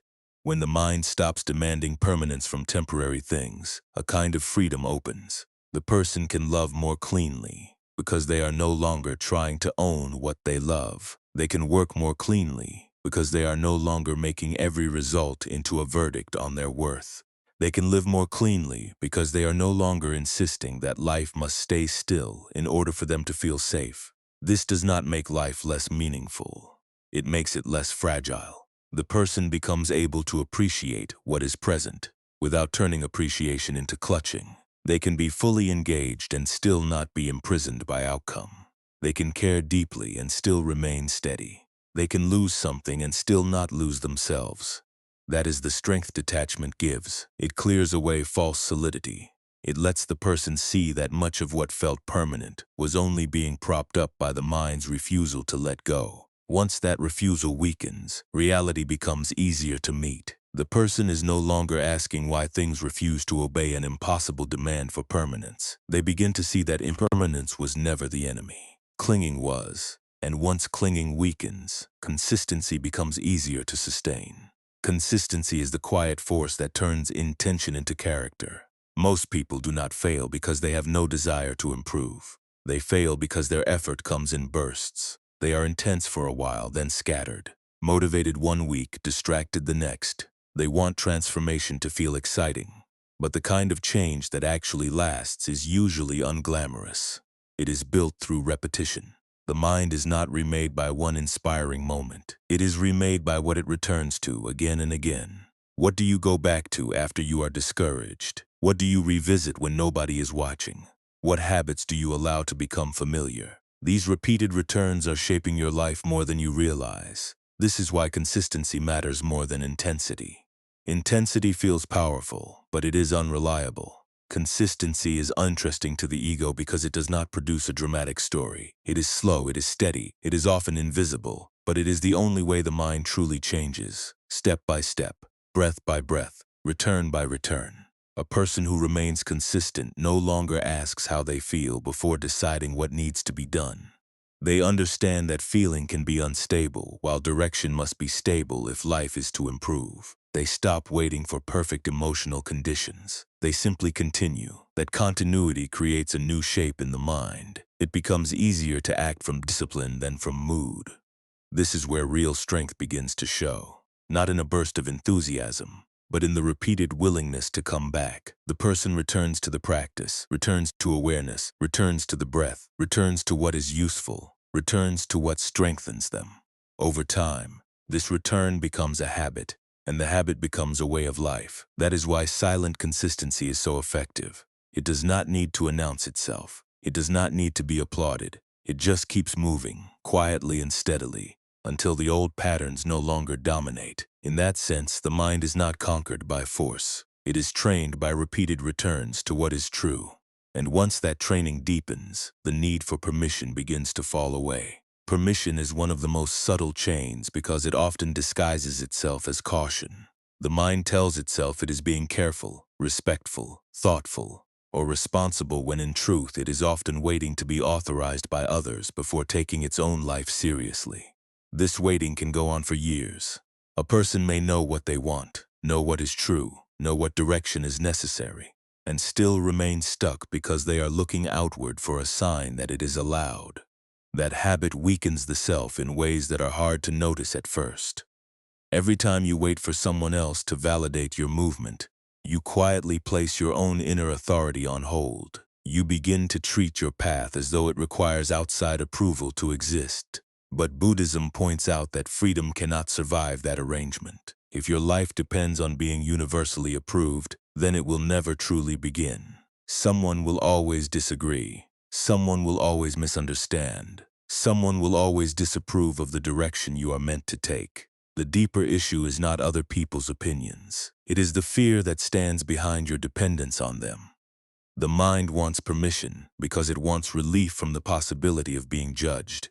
It wants to move without friction, to grow without resistance, to choose without being questioned. But no such life exists. The world does not provide universal permission slips for the meaningful things. The person who keeps waiting for them often ends up living a delayed version of their own life. This is why the act of moving without permission is so important. It is not rebellion for the sake of rebellion.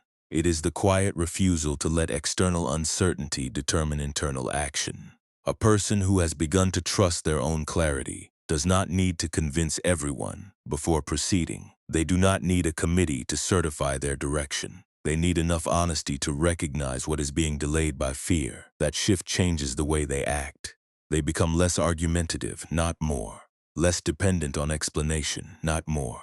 They stop standing beside the door of their own life, asking whether they may enter. They simply walk. And often, once they begin, they discover that the door was never locked at all. It was hesitation that created the illusion of blockage. This is one of Buddhism's most freeing insights. Much of what keeps us from moving is not an actual wall, but the desire to be comforted before we move. Once that desire weakens, action becomes quieter and firmer. A person no longer asks the world for approval before becoming who they already know they must become. And that is where the deepest form of winning begins. Winning in silence means allowing discipline to replace ego as the force that drives the life. The ego wants an audience. It wants acknowledgement for every effort, admiration for every intention, and recognition for every visible sign of progress. Discipline wants none of that. Discipline simply asks whether the work is being done. It cares about consistency, not display. This is a profound change because it removes the need to perform transformation. A person can be serious without advertising seriousness. They can be committed without announcing commitment. They can change without building a public identity around being in the process of changing. That privacy is not secrecy in a dishonest sense. It is protection from the ego's tendency to turn every meaningful effort into a show. A silent victory is real because it does not depend on being noticed. The work continues whether anyone understands it or not. The person returns to what matters whether or not it gets applause. They stay with the practice even when the rewards are invisible. That kind of faithfulness is harder to fake than enthusiasm because it persists when novelty fades. The ego is not comfortable here because it cannot feed itself on other people's attention as easily. It must face the actual condition of the self, whether the habits are changing, whether the mind is improving, whether the person is truly more grounded or only more articulate about being grounded. Silence strips away the performance and leaves the work exposed. But that exposure is useful. It creates honesty. A person who is winning in silence no longer needs to compare themselves constantly. They are not looking over their shoulder for proof that they are ahead or behind. They are not waiting for permission to be authentic. They are not seeking applause to continue. They are simply doing what is necessary. That simplicity is powerful because it is not built on the unstable appetite of the ego. It is built on clear intention. That kind of life is difficult for the outside world to measure, which is exactly why it is so real. The most important victories often happen where nobody else can see them. In the moment you do not return to an old habit, in the moment you choose not to react, in the moment you continue without needing to be praised, in the moment you stop asking whether you are allowed to become yourself. That is why silence is not emptiness. It is the space where discipline matures and ego weakens. And once that happens, the whole life begins to simplify. The mind that no longer waits for permission begins to recognize something else. How much of its suffering came from looking outward too often. Comparison, attention leakage, ego hunger, and the need for permission are not separate problems. They are different expressions of the same condition. The self has been trained to leave itself repeatedly. It looks to other people to know whether it is enough, to know whether it is allowed, to know whether it is ahead, behind, approved, or dismissed. That outward orientation is exhausting because it prevents real stability from forming inside.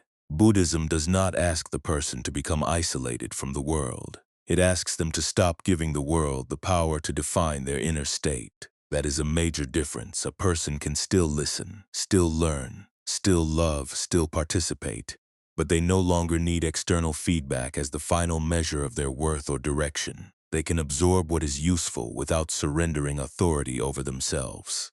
When this shift happens, attention begins to behave differently. It becomes less frantic. It does not need to jump toward every comparison or every imagined judgment. It no longer spends so much time in reaction. That reclaimed attention can then be used to build something real. A calmer mind, a steadier habit, a more honest life. This is not a glamorous transformation. It is a practical one. The person starts to notice that the old habits were feeding each other. Comparison invited dissatisfaction.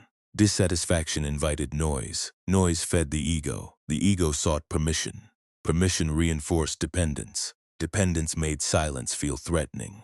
And because silence felt threatening, the person stayed outward-facing, always reading the world as a source of validation or danger. It was a cycle, a loop, a habit of leaving oneself over and over again. Winning in silence breaks that loop. It does so not by force but by redirection. Return to yourself. Return to the present. Return to what is being built. Return to the discipline that does not need a witness. Return to the breath. Return to the action that is actually useful. Each return weakens the old cycle. Each return makes the next return easier. The mind begins to feel less like a battlefield and more like a space that can be trained. This is where self-mastery becomes visible as a kind of gentleness. The disciplined mind is not harsh for the sake of control. It is clear for the sake of freedom. It does not punish itself for wandering. It simply returns. That return is the practice.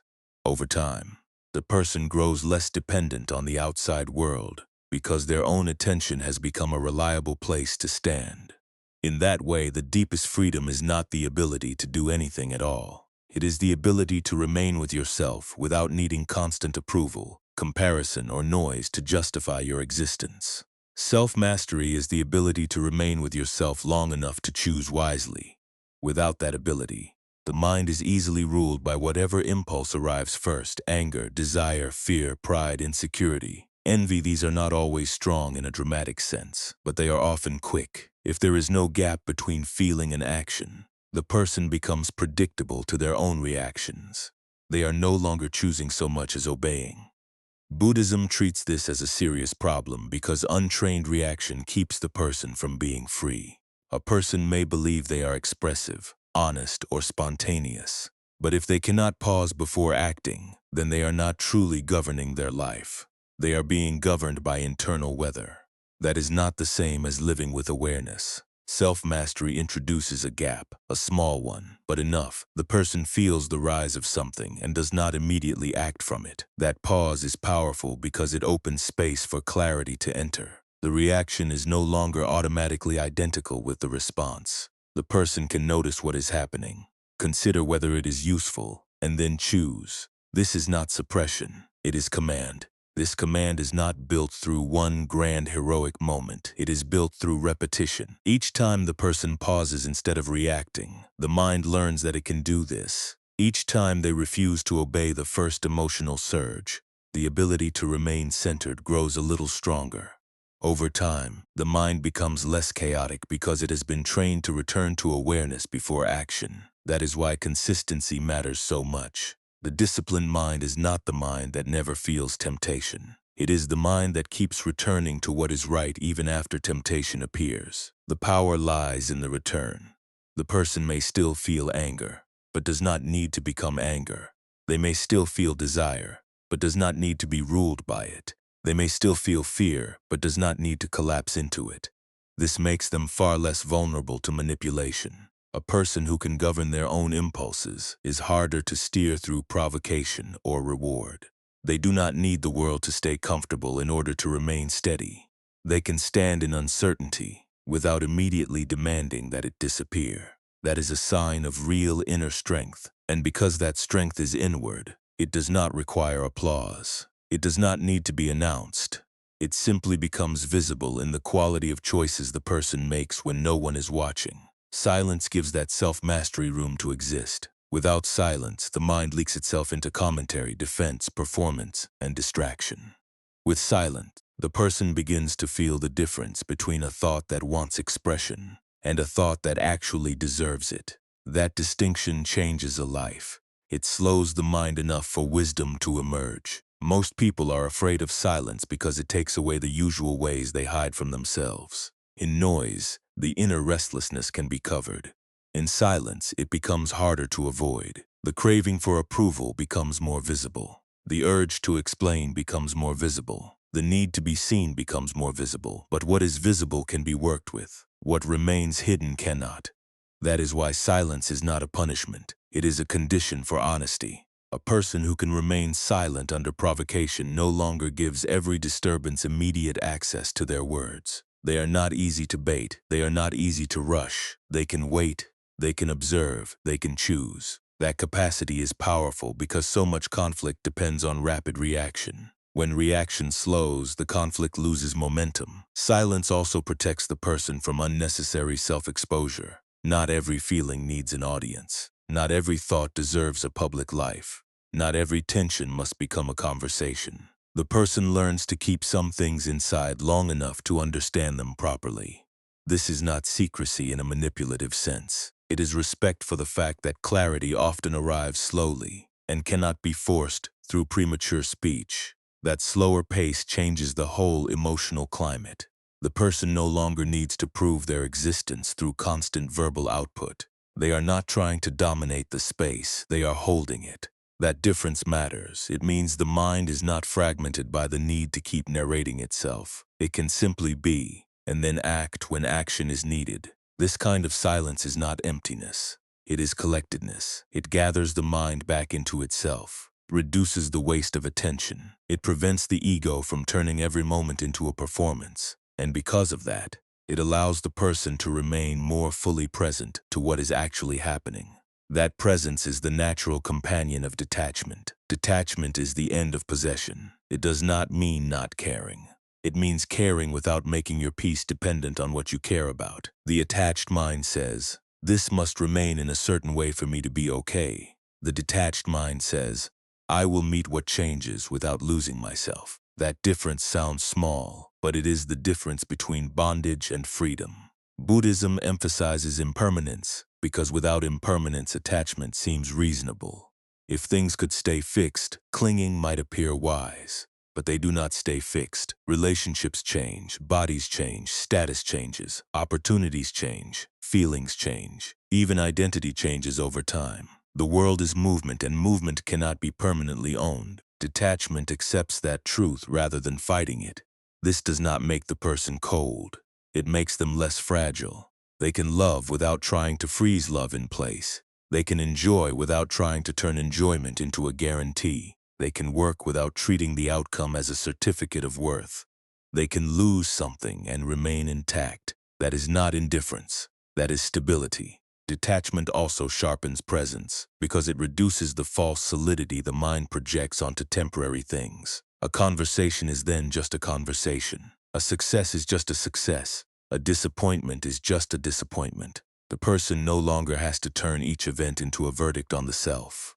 They can simply meet what is here and respond appropriately. That makes them more available to reality, not less. In this way, detachment is a profound form of respect for life as it actually is. It stops the mind from asking life to behave like a promise. It stops the heart from turning every change into a betrayal. It allows appreciation without grasping, care without possession, and action without panic. That is why detachment creates not emptiness but space. Space to see clearly, space to breathe, space to respond without being hijacked by fear. And once that space is available, the need for comparison begins to weaken because the person is no longer constantly looking outward to measure their own worth. Comparison begins where inner space disappears. When the mind is crowded by uncertainty, it reaches outward for measurement. It asks where it stands relative to others. It looks at their visibility, their results, their recognition, their speed, their beauty, their success, and then uses those fragments to judge the self. This is a terrible way to live because it never compares like with like. It compares your private struggle with someone else's public image. Buddhism is blunt about this because comparison produces suffering without solving anything. It gives the mind a temporary jolt of energy, but that energy is unstable. It quickly turns into dissatisfaction, envy, inadequacy, or shame. The person may feel driven for a moment, but that drive is contaminated by lack. The result is restlessness, not freedom. The deeper issue is that comparison pulls the mind away from reality. Instead of asking, what is actually true here? The mind asks, how do I rank? That question may sound harmless, but it quietly moves the person out of their own life and into a mental competition that has no meaningful end. Someone will always appear ahead. Someone will always appear more successful. Someone will always be used as the standard that makes you feel behind. The game is rigged by design. This is why Buddhism does not teach competition as a path to peace. It teaches liberation from the need to make life into a contest. The mind must return to what is directly present. What needs to be done? What is useful? What is skillful? What is actually true in this moment? Those questions are far more useful than endlessly comparing yourself to people whose full lives you do not know. When the mind stops comparing, attention returns home. The self no longer needs to be measured by the crowd. It can simply work from where it is. That is not small, it is liberating because it ends the dependence on an external reference point. The person no longer needs someone else's progress to determine whether they are okay. That shift creates a deeper kind of confidence, not the confidence of superiority, but the confidence of being grounded in reality. This confidence is quieter, it does not perform, it does not compete for attention. It just knows that the only life that can be truly lived is the one in front of you. And when that becomes clear, attention can finally be used well. Attention is the substance from which a life is made. It is the currency, the fuel, and the architecture all at once. What you consistently attend to becomes what your mind strengthens, what your emotions return to, and eventually what your life begins to revolve around. That is why attention is never a minor issue. It decides the shape of your inner world long before external results appear. A person may imagine they are too busy to notice where attention goes, but that is precisely the problem. If attention is not consciously directed, it will be absorbed by whatever is loudest, easiest, or most addictive. In that case, the mind becomes a field of leakage. It gets spent on comparison, on arguments, on the imagined lives of others, on old resentments, on future worries. By the end of the day, very little remains for what truly matters. This is why mindfulness matters so much in Buddhist practice. It returns the mind to the present where life is actually happening. The past may be remembered and the future may be planned, but neither is the ground of peace. Peace is only accessible where awareness is present and undivided. When attention is scattered, peace cannot settle because the mind has become too fragmented to rest. Focusing on yourself is therefore not selfishness but conservation. It means refusing to keep spending your limited energy on things that do not build you. It means noticing that every time you obsess over someone else's path, you are giving away attention that could have strengthened your own. It means understanding that the way you use attention is a form of self-creation. Feed resentment, and resentment grows easier to access. Feed discipline, and discipline grows easier to sustain. Feed calm, and calm becomes more familiar. Feed comparison, and the mind becomes restless and unstable. Feed clarity, and the mind begins to simplify. Attention is not merely something you have. It is something that shapes you, that makes it one of the most important responsibilities in life. If you do not govern your attention, the world will govern it for you. If the world governs it for you, you will become increasingly reactive to forces you did not choose. But if you learn to return attention to what matters, you begin to reclaim the inner conditions of freedom. This is the same truth appearing again in a different form. Your suffering decreases the moment your attention returns to yourself. Not because the world suddenly becomes easy, but because you stop scattering the energy that could have been used to build a clearer life. That is where winning in silence truly begins. The life you were trying to win was never waiting outside you in the first place. It was being hidden by the very habits that kept pulling your mind away from itself. Comparison, attention leakage, ego hunger, permission seeking, and the need to keep measuring your worth through other people's eyes. Once those habits lose some of their grip, the world does not become magically simpler. but your relationship to it does. That is the real change. The circumstances may remain imperfect, but the mind is no longer making imperfection into a permanent prison. This is why Buddhism is so radical. It does not promise a better performance in the same game. It asks you to stop playing the game that was exhausting you. Comparison said your life had to be measured against someone else's. Attention scattered said your energy could be spent anywhere except where it mattered. The ego said you needed to be seen to be real. Permission said you needed others to authorize your becoming. Buddhism keeps saying no to all of that, not because the world is meaningless, but because your peace cannot survive if it depends on unstable conditions. When that becomes clear, the person begins to live differently without needing to announce that the change has happened. The change is visible only in the way they no longer rush to react, no longer obsess over ranking, no longer ask for validation before moving, no longer narrate every intention, and no longer confuse noise with importance. They become quieter but not smaller, more selective but not colder, more inward but not withdrawn from reality. That inwardness is not isolation. It is the recovery of ownership over your own mind. You stop giving your attention away so easily. You stop letting every opinion penetrate. You stop treating silence as emptiness. You stop waiting for permission that was never truly required. You stop thinking that constant comparison is a form of honesty. You stop making your outer life responsible for your inner peace. And once those habits weaken, the mind finally has room to breathe. That room is where discipline becomes possible. Not discipline as punishment, but discipline as continuity. The person keeps returning to what matters. They return to the breath, to the task, to the practice, to the present, to what is useful, to what is true. They do this quietly, often without recognition, because the work itself has become more important than the image of working. That is what makes the change lasting. It is not dramatic, it is repeated, and repeated returns build character. The person becomes easier to trust, because they are no longer governed by every passing mood. They become harder to manipulate, because they are less dependent on approval. They become more peaceful, because they are less interested in measuring themselves against the lives of others. They become more present, because they are no longer scattering their attention into endless outward chasing. They become freer because they no longer ask life to give them permission to stand on their own feet. That is the quiet victory Buddhism points toward. Not triumph over others, but release from the habits that made you easy to control. Not loud success, but inward stability. Not constant self-display, but a mind that can remain with itself. Not a life fueled by comparison and approval, but one guided by clarity and return. And once that shift has taken hold, the old suffering begins to lose its foundation. The self no longer needs to keep begging the world to define it. It can simply live. The self no longer needs to beg the world to define it, because it has begun to see that definition was never the world's job. This is one of the final reversals on the path. The mind stops treating outside conditions as the source of its own stability.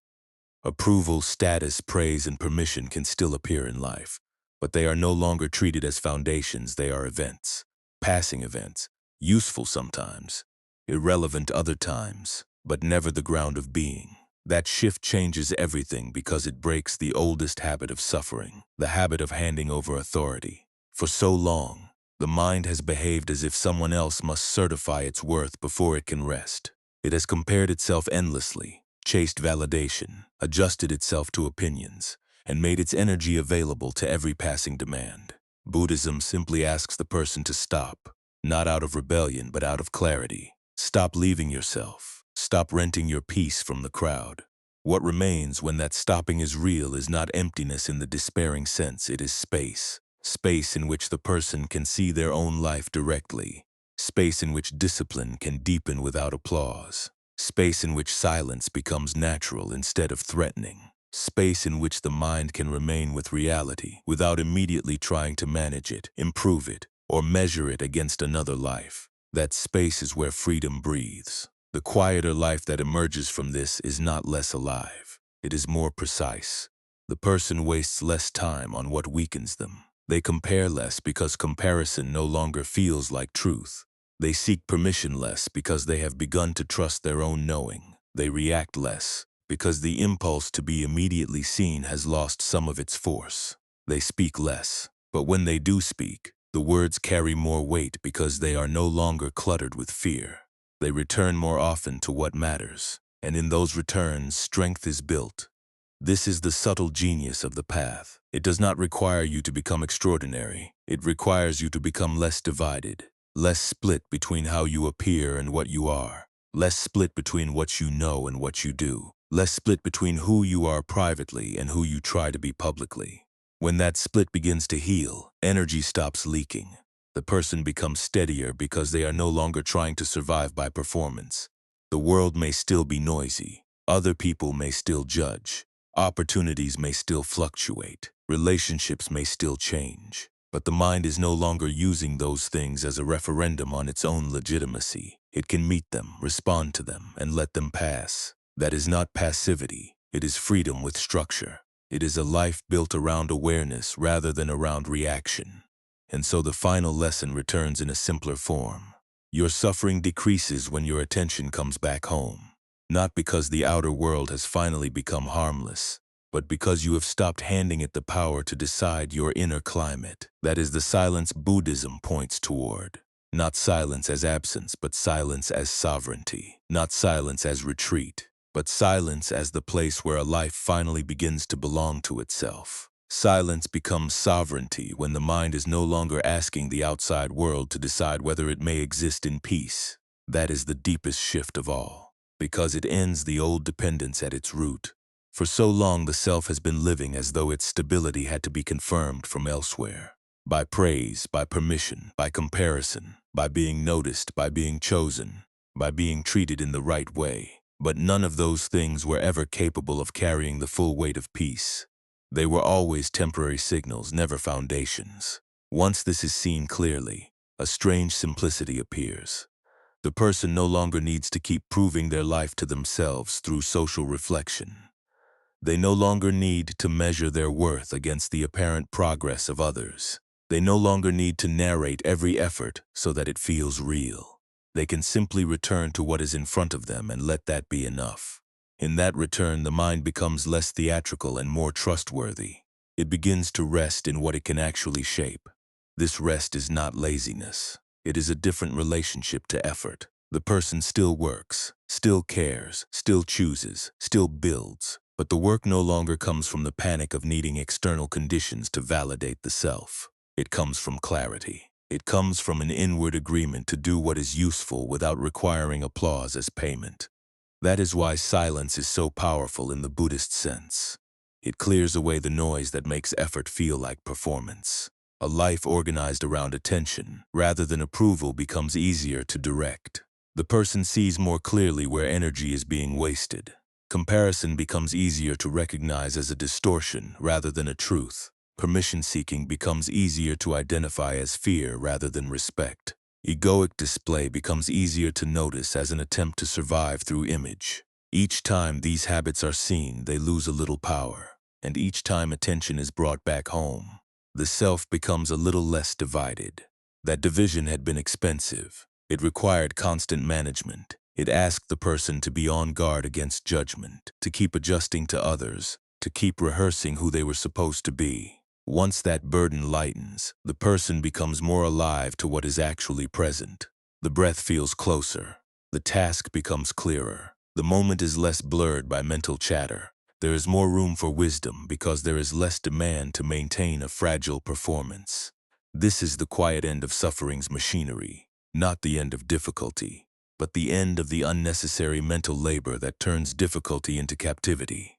The world continues to move. People continue to think what they think. Conditions continue to change, but the inner center no longer needs to be dragged around by each fluctuation. It can remain steady without becoming hard, open without becoming dependent, and silent without becoming empty. That is why the path does not ask you to become someone else. It asks you to stop leaving yourself. And when that happens, what remains is not a manufactured identity, but something more durable, a mind that knows how to return, a heart that no longer begs to be defined, and a life that can finally belong to itself. A mind that no longer begs to be defined by others begins to experience a kind of relief that is almost difficult to recognize at first. It is not the dramatic relief of a solved problem, nor the excitement of a new achievement. It is quieter than that, and therefore easier to overlook. The person notices that the usual pressure has lessened. The pressure to explain, the pressure to compare, the pressure to keep up, the pressure to be approved. The pressure to prove worth all of it begins to lose some of its force. What remains is simply the life in front of them. That life does not need to be turned into a referendum on identity.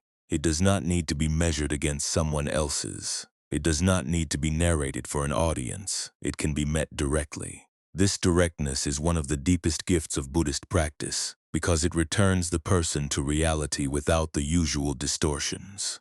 There is less need to interpret everything as a threat or a ranking. There is more room to see what is here, and to act from that seeing. What makes this so freeing is that it breaks the old cycle of self-containment through approval. A person who needs the world to confirm them is always exposed to the instability of the world.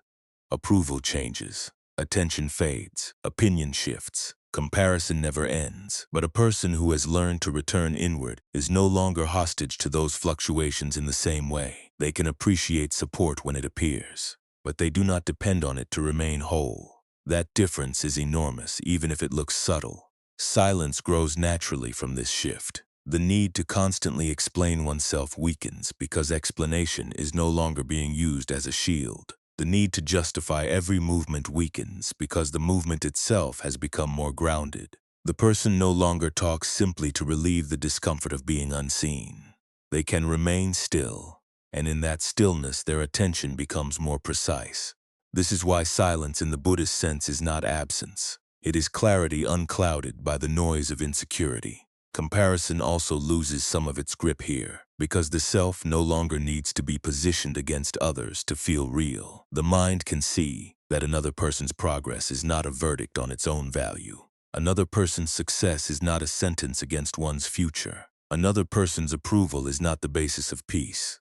Once this is understood, the urge to look sideways fades. The person returns to their own path and finds that it has enough work, enough depth, and enough truth to occupy them fully. Attention then becomes easier to protect. It no longer has to be constantly defended against the mind's habit of wandering outward in search of comparison or reassurance. The person can notice when attention is being pulled away and gently bring it back. That return, repeated enough times, changes the structure of the mind.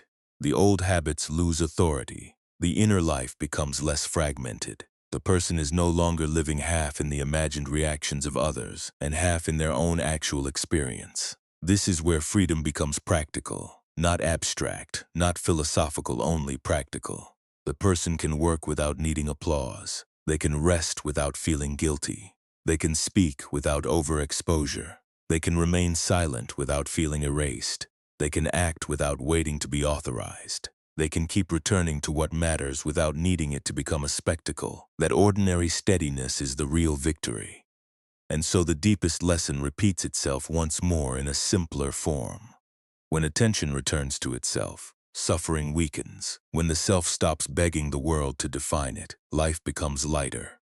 When silence replaces the need for performance, clarity appears. When comparison loses its authority, peace becomes possible. That is not the end of life's challenges. It is the end of unnecessary captivity.